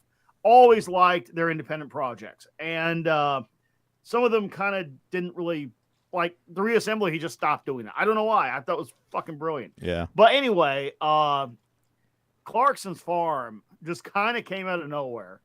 And I've rewatched it like 3 times, okay? I need season 2, man. Mm-hmm. Yeah, what a great film. Yeah. I'll buy the book. He's got me. Yeah. A good one to check out is James May, Our Man in Japan. That's quite good. Yes, that's good too, yes. Yeah. Although I'll probably leave Clarkson a bad review. Yeah. Just, out of spite, because he's such a prick towards Americans. I will buy his book and put more money in his pocket so he can buy another jet for his front lawn. But I'm going to be a prick about it too. 2 can play at that game. Yeah. Clarkson. There is a second series of James May, Our Man in, which is in Italy, but I didn't find it as good as the Japan one. I think the Japan one was very good. And the Italy one was just, all right. There's one I spotted down here. I think I might have sent it in. We've talked about the movie before. It was me who sent it in. Pinball, the man who saved the game, and the story of Roger Clark and the New York court case and all of that. It premiered in London. I've not seen it available to buy, to stream, to watch anywhere. So I'm assuming it's incoming at some point, but that is another one that I do want to check out. I am so psyched to see this movie, man. It says here, after London, screenings resume in the U.S. With 4 more film festival appearances throughout November. So November the 9th, St. Louis, November the 10th, Pittsburgh, and 17th and 19th at the Cucaloris Festival, wherever that may be. It says view on web. If you click on it, it's a thing about the premiere. A little more news here. Cast members. Okay. They show a pinball machine. Roger Sharp attended with his wife. Very nice. Let's see. I'm just scrolling through real quick, trying to see if there's any moment. No, just tons of info about the debut. We'll get the thing out there. I want to buy it. I will buy it and then rip the crap out of it and put it on my Plex server, but I'll buy it. I'm glad they made this. That is so cool. So a little ditty from chat. Piff is sold, by the way. He's going to buy the Manscaped and shave his balls. He's sold. Join us. JW Racing Team says Berry is 50 minutes and Leeds is 25 minutes for him, and he has a 3-month pass all the time. So I'm guessing you buy that and don't need to pay to get in. And an offer from AD if he tells for us you. where he is, let's say if he tells us where he is from Blackpool, then we can triangulate his location. Yeah, that's what I was going to say. I'm going to get the map out later and work out where he is. Benjamin Martin has joined chat, and that is the man who your prize is over there. I found it in the Lucky Dip, which is at the side of me, so it will wing its way to you. I mentioned that at the top, but you weren't here, and we didn't wait for you. An offer for you, random. From AD, he says he'll chuck in a few quid if you have a tattoo of one of his album covers on your ass. Yep, no problem. Whatever AD's offering, I'll second that. There you go, Mike. We got some show funds laying around, right? Yeah. So let's all right. If I match 80, the show matches 80. Mike, you down? I'm down. All right, man, there's a lot of money piling up here. Cool. As long as I make some money. No, you get a tattoo. Yeah. The tattoo is going to cost money. This just defrays the cost of the tattoo. I know a few tattoo people locally. I'm sure they'll do me. Actually, I was thinking about this. I don't know why it just happened. But you know how sometimes they do those like raffle squares where it'll be like, say, 100 squares at $100 each for something fairly expensive, and you can buy it like they'll do like little like Textron, I think, did a helicopter, and you bought like a square, and you could do like a grid tattoo on your ass, and people could buy individual squares, and that way you could say, I own a chunk of this guy's ass over in England. It seems like your game, man. It's kind of like selling square feet of land in Scotland and calling people lords. Yes, yeah, and bits of the moon. Yes, so you could be an ass. You can own Dave's ass. See, now there's a lot of practical applications for this. You can apply for citizenship. It seems to me like the argument is no longer will he have a tattoo, it's how much money he's going to make from having said tattoo. Yeah, I mean, in mere minutes, we've gone from this being a financial burden to this could change your life, Dave. I mean, in more ways than one. Look, you make a couple thousand, potentially tens of thousands of pounds off of this, and who's really ever gonna know? I mean, other than everyone on the internet. Yeah, on the internet. But I mean, that's limited applications. Maybe this is the new way we should do sponsorship for the show. I'll just get the sponsors can pay me to just put tattoos on my ass and things, and then just show that off everywhere. I'm sure they'll love that kind of thing. And we'll all double our input if you have AD's face on your other cheek. I would. Oh dear. Now the great thing is you could buy adjacent squares, and then because you pick what goes in the square. You could have a 2x1. Oh, you pick enough squares, you could like literally pixel out, just have them tattoo it in black. You could do the British IBM, all in like high res. This has legs. We should do it. One of these days, you'll be at an expo we should do a Kickstarter. Yeah, you'll be stood at an expo one day, and some big guy will come up behind you and whisper in your ear, "I own your ass." Wouldn't be the first time. Or Dave, you just get a set of jeans with a clear pocket, just so people can recognize you at expos. There's that cheeky fellow, pardon the fun. So way back when, in the midst of time, Gareth Owen our Expo friend, Gareth Owen, all the way from Wales, won by typing the phrase that pays, 8-Bit Christmas. He was the first to do it.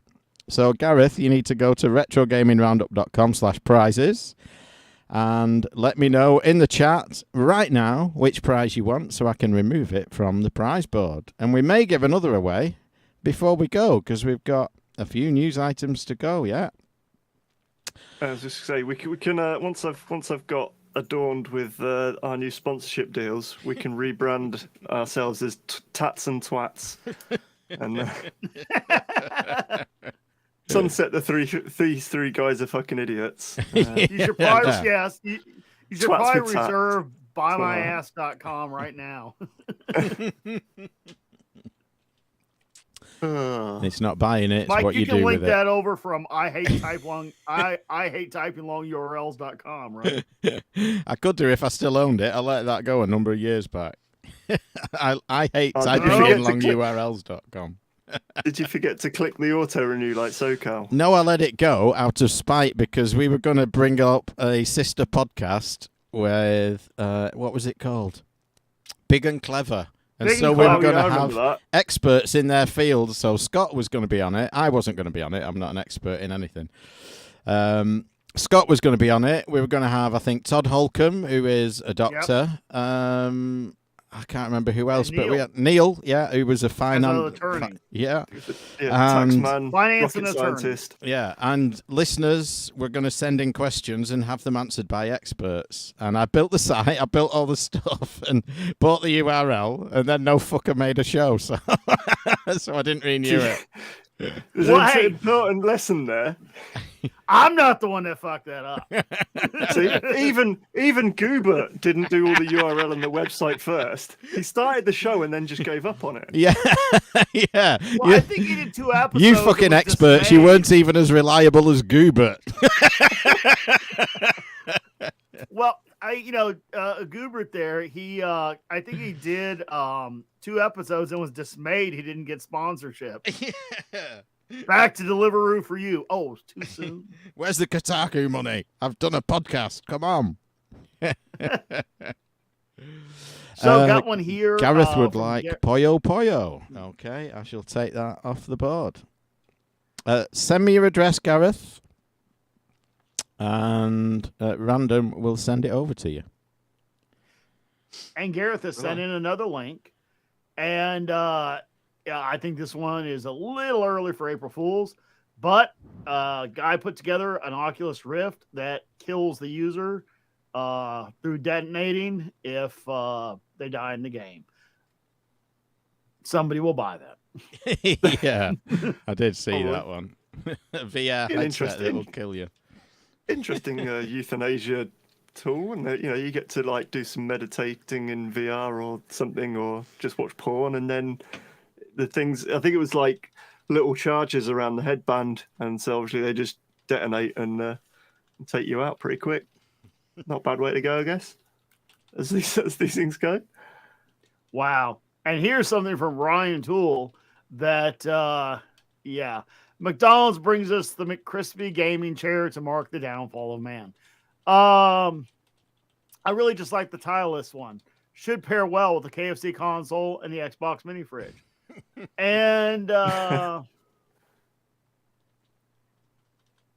somebody at least made a full up prototype, if not the real thing. It says McDonald's is selling the seat on its grease-resistant leather treatment. With grease-resistant leather treatment, I guess. I honestly can't tell if this is serious or not, but April Fool's has come early. Yeah. Go on here that David Garrick sent in, which I thought was a bit. I thought I'd maybe seen this before at some point, and it's the history of Killer Instinct, which was on a website called Time Extension, which seems to have been a new site that seems to have cropped up, at least in my circles, for some news and tidbits and articles. And sure enough, when I got to the bottom of it, it says it was originally published by Nintendo Life in October 2019. So it may have been up before through Nintendo Life. And then sure enough, it's credited to the guy who at least did own Nintendo Life or co-own. So I don't know whether he's left and reopened this new thing and he's putting some of his old content up, or it's just a new site that they're amalgamating all the old stuff and re-releasing it. I don't know, but if you missed it the first time around, there's a fairly long look into Killer Instinct there. But the article bills it as the making of Killer Instinct, Nintendo's Street Fighter and Mortal Kombat killer. Was it? It was. Well, that was their intent, wasn't it? Yeah. The fact that it didn't work out. Swing and a miss. AD says, check your PayPal account, Random. I suspect you've got some tattoo money. We really should stop doing this while drinking. I did show this earlier. Let's flick to the non-green screen camera. And that's what I'm drinking at the moment. I bought an Irish whiskey, Bushmills, American Oak Cask Finish. Bourbon finish. It's quite nice. Not my favourite, I'm enjoying the exquisite A&W Zero Sugar root beer. I've just been drinking 3 more of these babies. You don't know what happens. 3 more of these and I won't sleep tonight. I've just had a loose leaf Earl Grey with some lavender thrown in it. So you will sleep tonight. Looking better. I haven't slept properly for years now. Mike got a tragic one for you here. Sega removes controversial video game character from Bare Knuckle 3 on the Sega Mini Drive 2. And they've removed Ash. And as I recall, Mike, you voted him as one of the sexiest men in gaming. Oh, video game hunks. Was that my pick? Yeah. I can't remember now. It wouldn't surprise me. He's a gorgeous looking fellow. What was controversial about him? He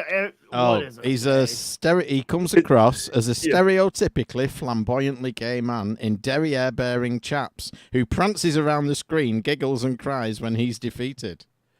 Selling tattoos on his ass. Yeah. I wonder if he's got AD's face on his ass. But the worst thing about this is that the Japanese versions got that in, and then the US version they sort of did a load of changes to the game, various sprite changes and bits and pieces, so it got sort of changed. But then with this, they released the Japanese version on the Mega Drive Mini, but then just completely cut out that level, so it just jumps from the level. You finish the level before it just jumps straight to the next bit. So it's a bit of a shame that they just sort of rather with a blunt instrument sort of got around that one.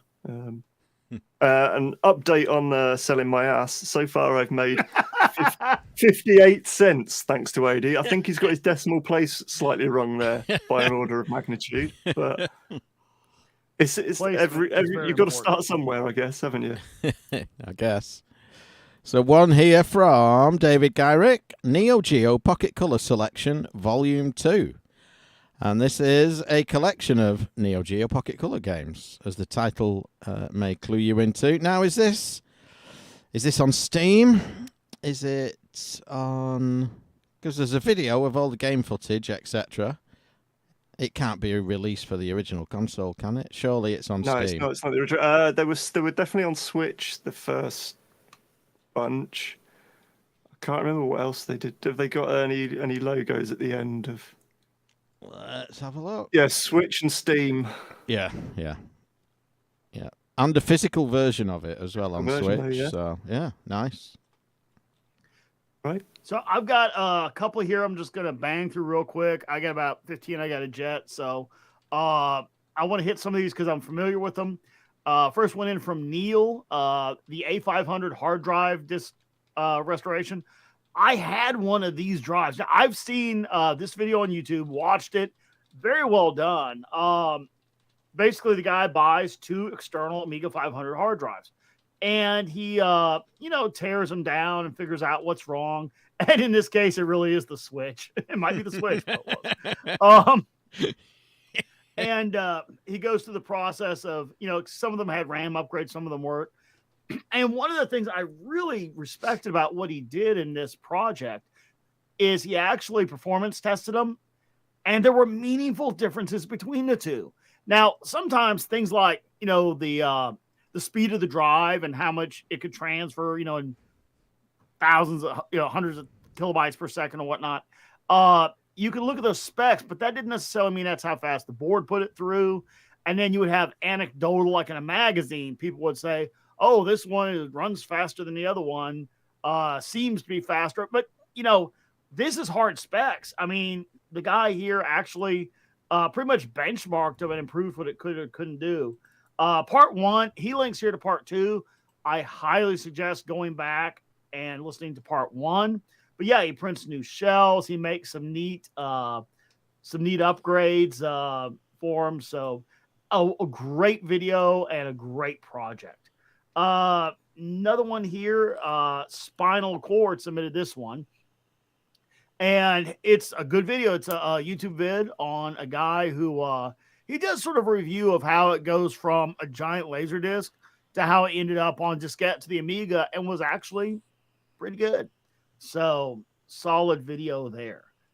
And then we've got another one from Spinal, another YouTube video, and it's how tape games work. Yeah, I mean, the spoiler answer is it's a one-sided modem. It's basically playing the sound that gets reconverted from analog to digital, and then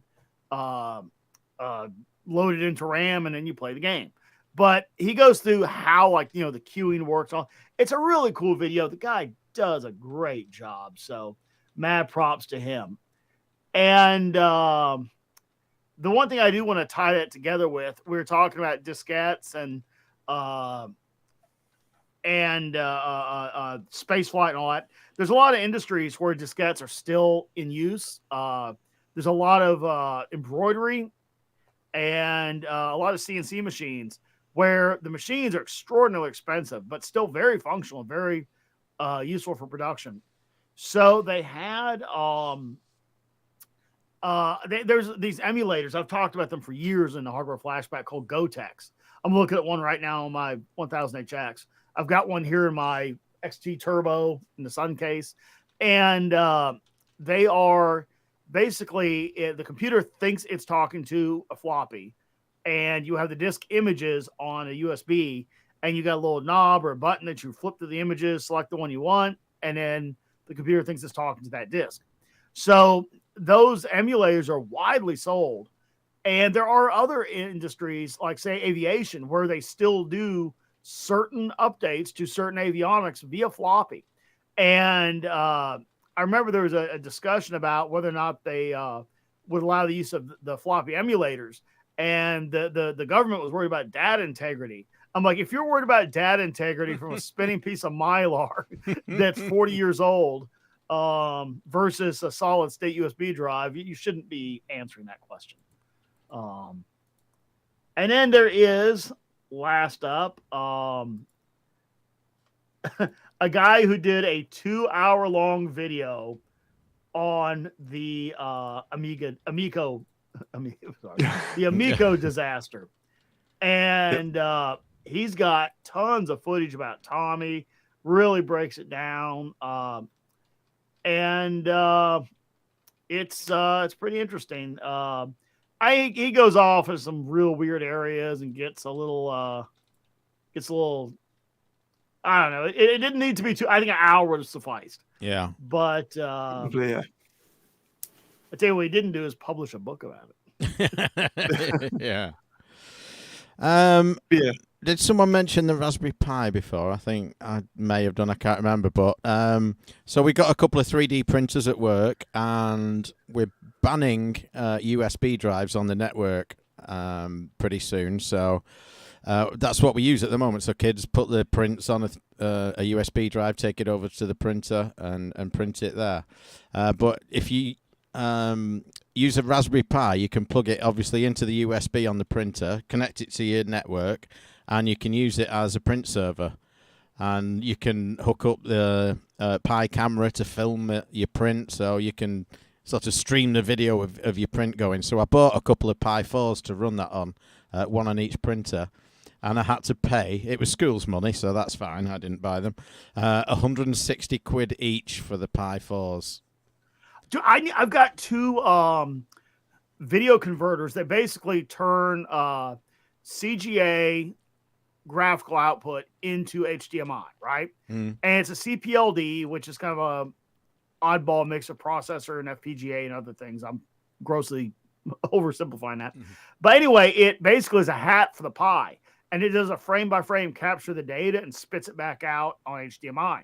I use one with my 1000HX and a number of other retro PCs. So I bought these cool little hats for the Pi Zero, and they, you could literally fit the thing in the machine and then put an HDMI on a, I've got one right here. I'm awaiting it. This is a block-off thing for the port, like in a PC, you would normally recognize them like that. And in this case, it's a horizontal card system, the card stack, and the connect. It's ISA bus, but it's proprietary. So this thing here, you can cut that out and put an HDMI port, and then put the converter on the inside. Right? I have got this gizmo here, which Mike, you when you were at my house, you saw my video distro system. Yes, yeah. The videos all, yeah. So I ran all that some time ago with VGA, and I probably got 5 years before I moved to the new place. So I don't want to run all HDMI and everything just for that. So you can push great res, especially for digitized 80s videos. You can push great res over VGA. So I got VGA going everywhere, and I got this cool little Pi Zero hat that has VGA out, right? I got no Pi Zero. I can't get the damn things. And at one point, they were like, I was ordering like a 4 or something. They're like, would you like to add 4 of these to the cart for $1? I'm like, no.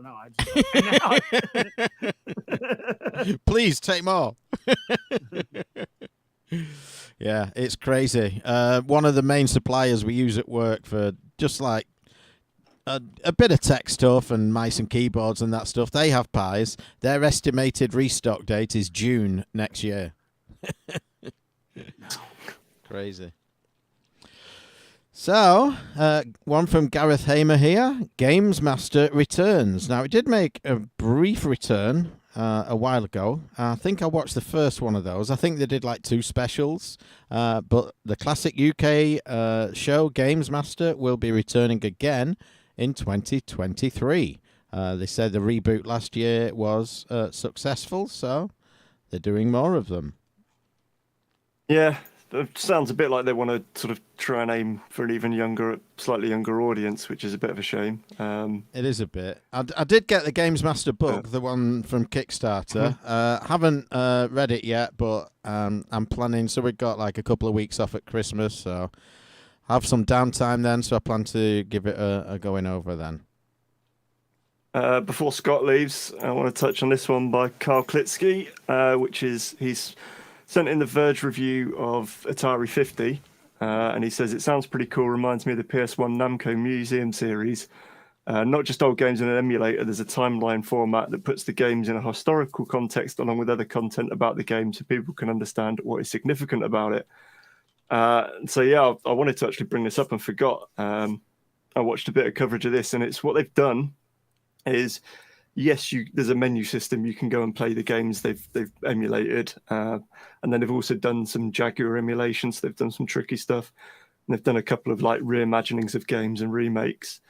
But the actual main package of the product is they've filmed all these documentaries with, all the Atari guys that are alive and that you can think of, but then also other industry people, like even Double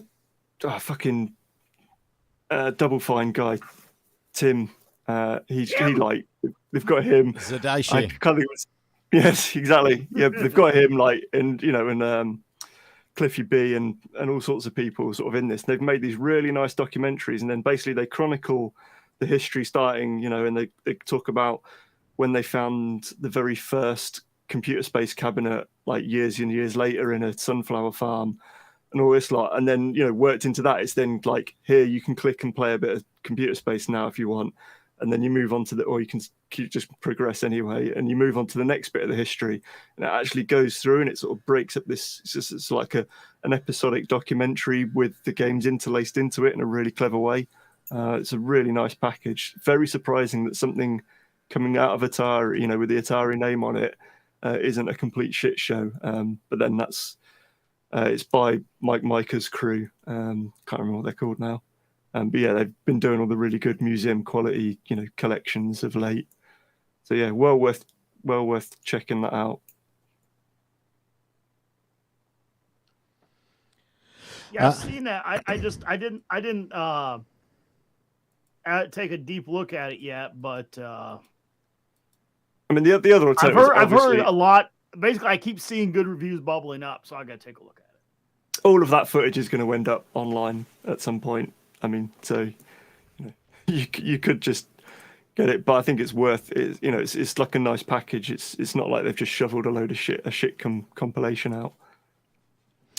So in chat there, Scott, while you're here, Benjamin Martin says he's found an alternative board called the Libre computer board.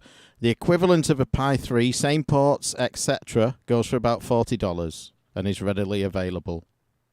I don't know if it'll do what you need, but might be worth looking at for people with projects going on. Well, it's the form factor of the Zero. Yeah, and I appreciate that. But the CPLD board is designed specifically to go on the Zero. And you could put on a GPIO of a bigger Pi, but the point is the Pi's power consumption with the CPLD hat on the Pi Zero is very low, and you could actually hang it off an ISA bus on you could have an ISA card with that on it, and the whole thing could be powered up from that. So, but for general Pi use, that's great. But yeah, come on, man, get the Pi Zeros out there. Yeah, or any of them. I'll take a 3 at this point. I've got 1s and 2s sitting about, but I'll try. At this point, I would no shit trade you a 3 for a 0 in international ship. That actually makes sense. Okay, one here from Dave Lanky, but I'm going to steal it. Snooze you lose. Looks like we may have another excuse for to all meet up, at least our Northern UK contingent. Another new arcade opening up. And this is in Hanley. I used to go to Hanley. I used to deliver fresh produce to the Sainsbury's there at 5:45 in the morning. Say again? I said, but did you do fish? Or did you just deliver? We didn't do fresh. We did actually do fish. It was all the refrigerated stuff in the morning that I used to take there. So yeah, just watching the video of it here. They've got some original arcades. They've got what's the fucking thing called? Air hockey. Couldn't think of the word. There's a few flat screens going on, but not all of them are. They've got CRT TVs, but it does look like a heavy dose of flat screens, but there's a cocktail cab there with a CRT in. It will be worth a visit, though, at some point, I think. And it's not too far away. It's an excuse to go and stay in a hotel and drink beer. Mm-hmm. Got another one, which is another digital delivery of something that definitely has a physical presence that's ubiquitous and definitely does the job. That's the Bible, which has been released on Steam, complete with achievements. Cool. Not sure why we want that, but thank you, Gareth Hamer, for sending that one in. But just steal the one from the hotel. Gideon Bible. One from David Gyrick here, and we mentioned Elite earlier, and The Cure, the band The Cure, banned Elite in the studio because they were recording an album, and they kept going off to play Elite, and it was interfering with the schedule. They got quite hooked on it.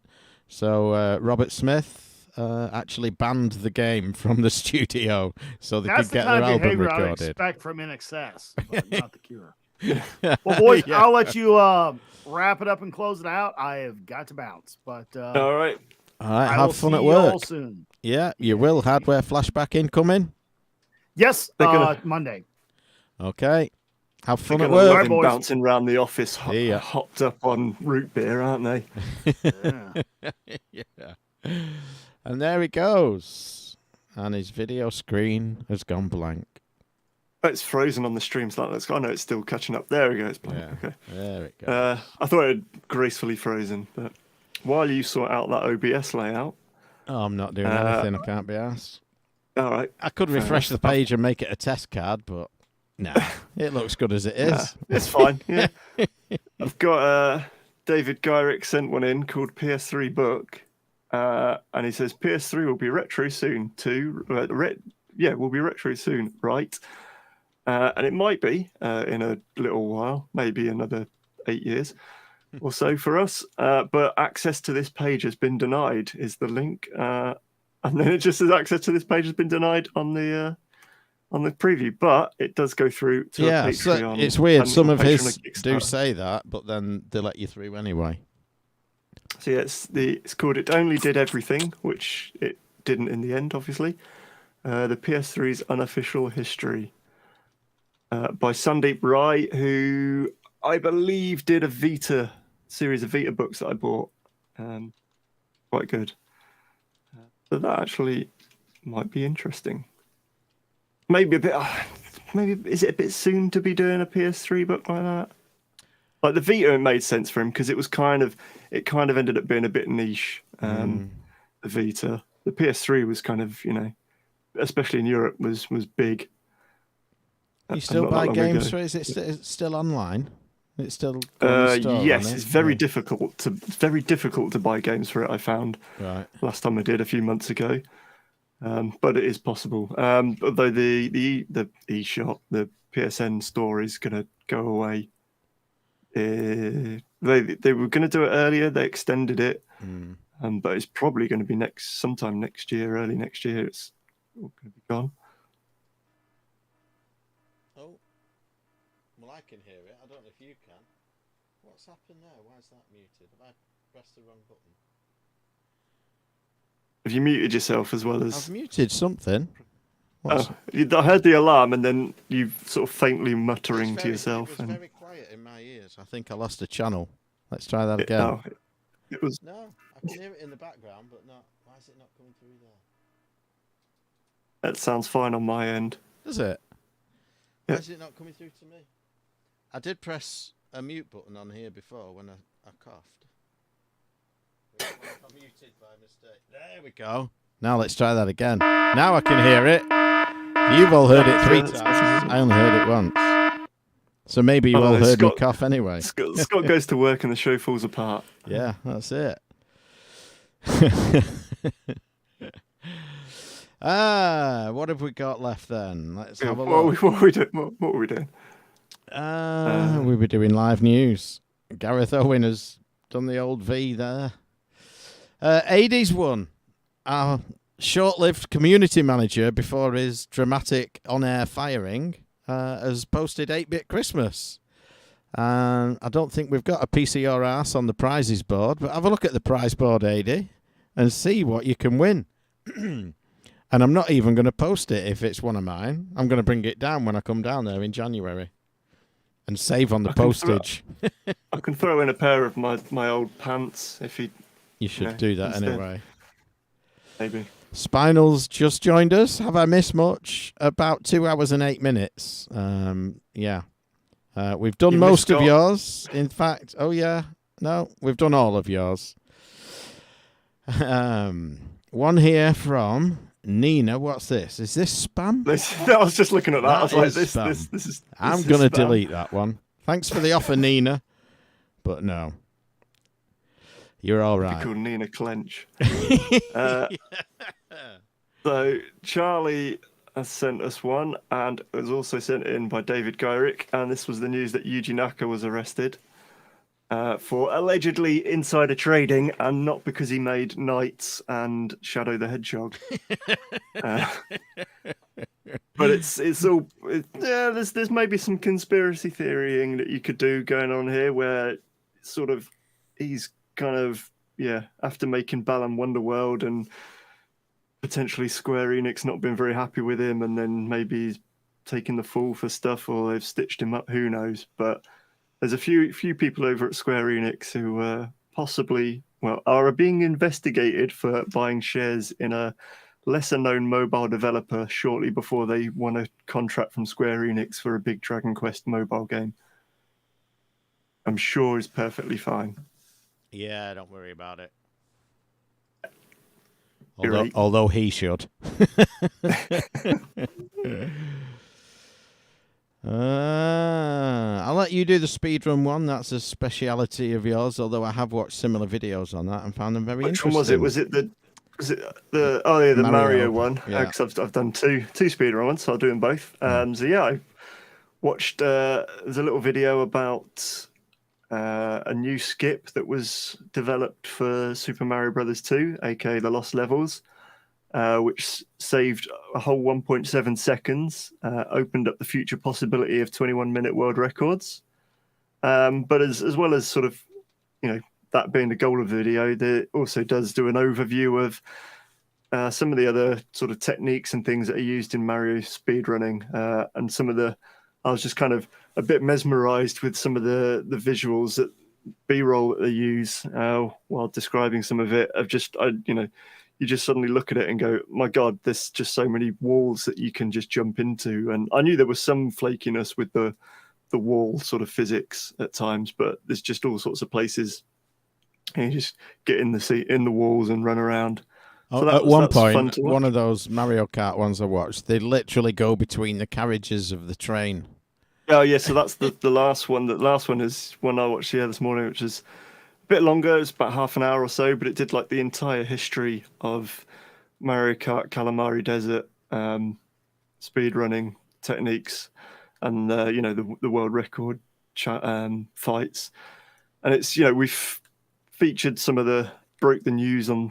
We haven't broke the news, but we've had the news of some of the records as they've fallen, and how it's all, like you say, sort of trying to beat the train and things like that, and all the different ways that they then sort of progressed into trying different techniques out, when to use the boosts, but also it goes into the non sort of shortcut one version and the shortcut sort of cheating version, where people were jumping into the tracks, and then they found that you could, in very slight circumstances, just boost through one of the fences.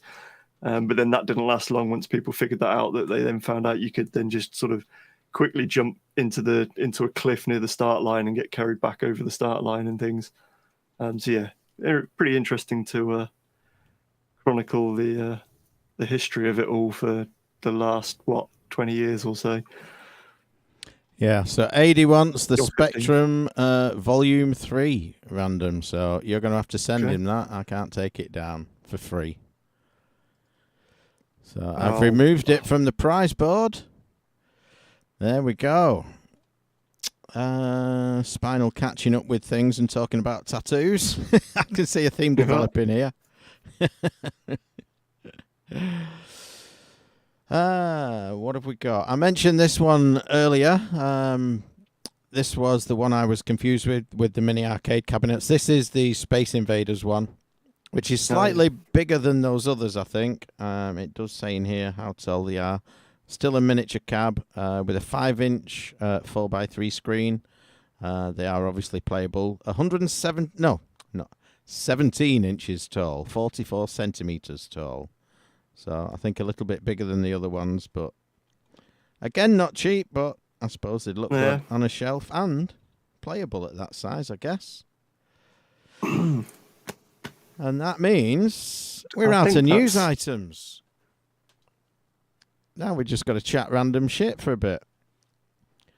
Well, I think I'm actually starting to lose my voice, so I don't know whether I'm going to be wanted to chat for too much longer. No, I think we're just about done. So Spinal really has missed out. He's going to have to download the podcast and listen back when we did all these news items. So thank you everyone who sent in news items. If you see anything you think might be of interest, and as you can guess, it doesn't always have to be video game related. We touch on movies and things like that as well, and books more recently. Sexy George Lutz stuff. Yeah, we've not had a Sexy George one to finish on. The closest I go to finish on. The closest I got was with the Mega CD / PS1 cancelled FMV game. It was a saucy game. Not really sexy enough to finish on, though, is it? No, not like my ass. No. So you up for a tattoo then, Random? Sure, why not? Which British IBM album would you pick? It's got to be the first one. You got to have them all over the years. So start with the first one, and then get the full back catalogue. Backside catalogue. Is there an easy place to buy stuff? That'll have. There we go. But first, so I was thinking the Psychopaths one. Obviously, it's pretty easy art for the hand and the suitcase and things. The first one, you've got quite a lot of intricate line work there with the circuit diagram. That's going to be quite painful. Yeah, just not very distinct amongst all the hair. No. All the album covers are very poor, to be honest, aren't they? Very lackluster. I'll just get a brown square. Not like our podcast art that we hobble together every year. You should get them. You should get the archive of our podcast icons. They're all on our website. That down one arm and then British IBM down the other arm. Yeah. If you go to retrogamingroundup.com, help us, link to us, there's all our artwork over the years. Look at that collection. Oh, there's some colourful stuff there, Random. You could get the 10 years one. Or get the Smoke and Mirrors cover. Or Dinosaur Pie. Get Dinosaur Pie on your ass. Just get a heart with SoCal through it. I'll post a link in the chat so people can find them. So people in chat, if you had to vote, which podcast icon art would you have Random tattoo on his ass? Do you remember when you SoCal and Scott were all meant to get tattoos in Vegas? I do remember that. But no one ever did. No, we didn't. We were going to do that. SoCal had one anyway. He's got Fred Flintstone on his arm. Spinal says, I think this is only the second live news I've managed to be here for. Not bad for 15 years or so. I think it's 13, going into 14, but yeah. Yeah, a dinosaur pie tat seems to be the verdict. The verdict of one. Oh, yeah, okay. Could see that working. Don't know how Simon would feel about it. I'd love it. You could rush the stage whenever he does a talk anywhere and drop your pants.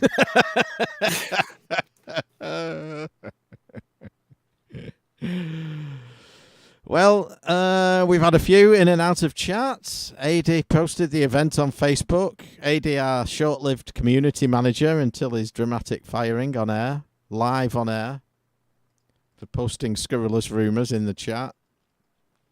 So yeah, thank you to all those who dropped in.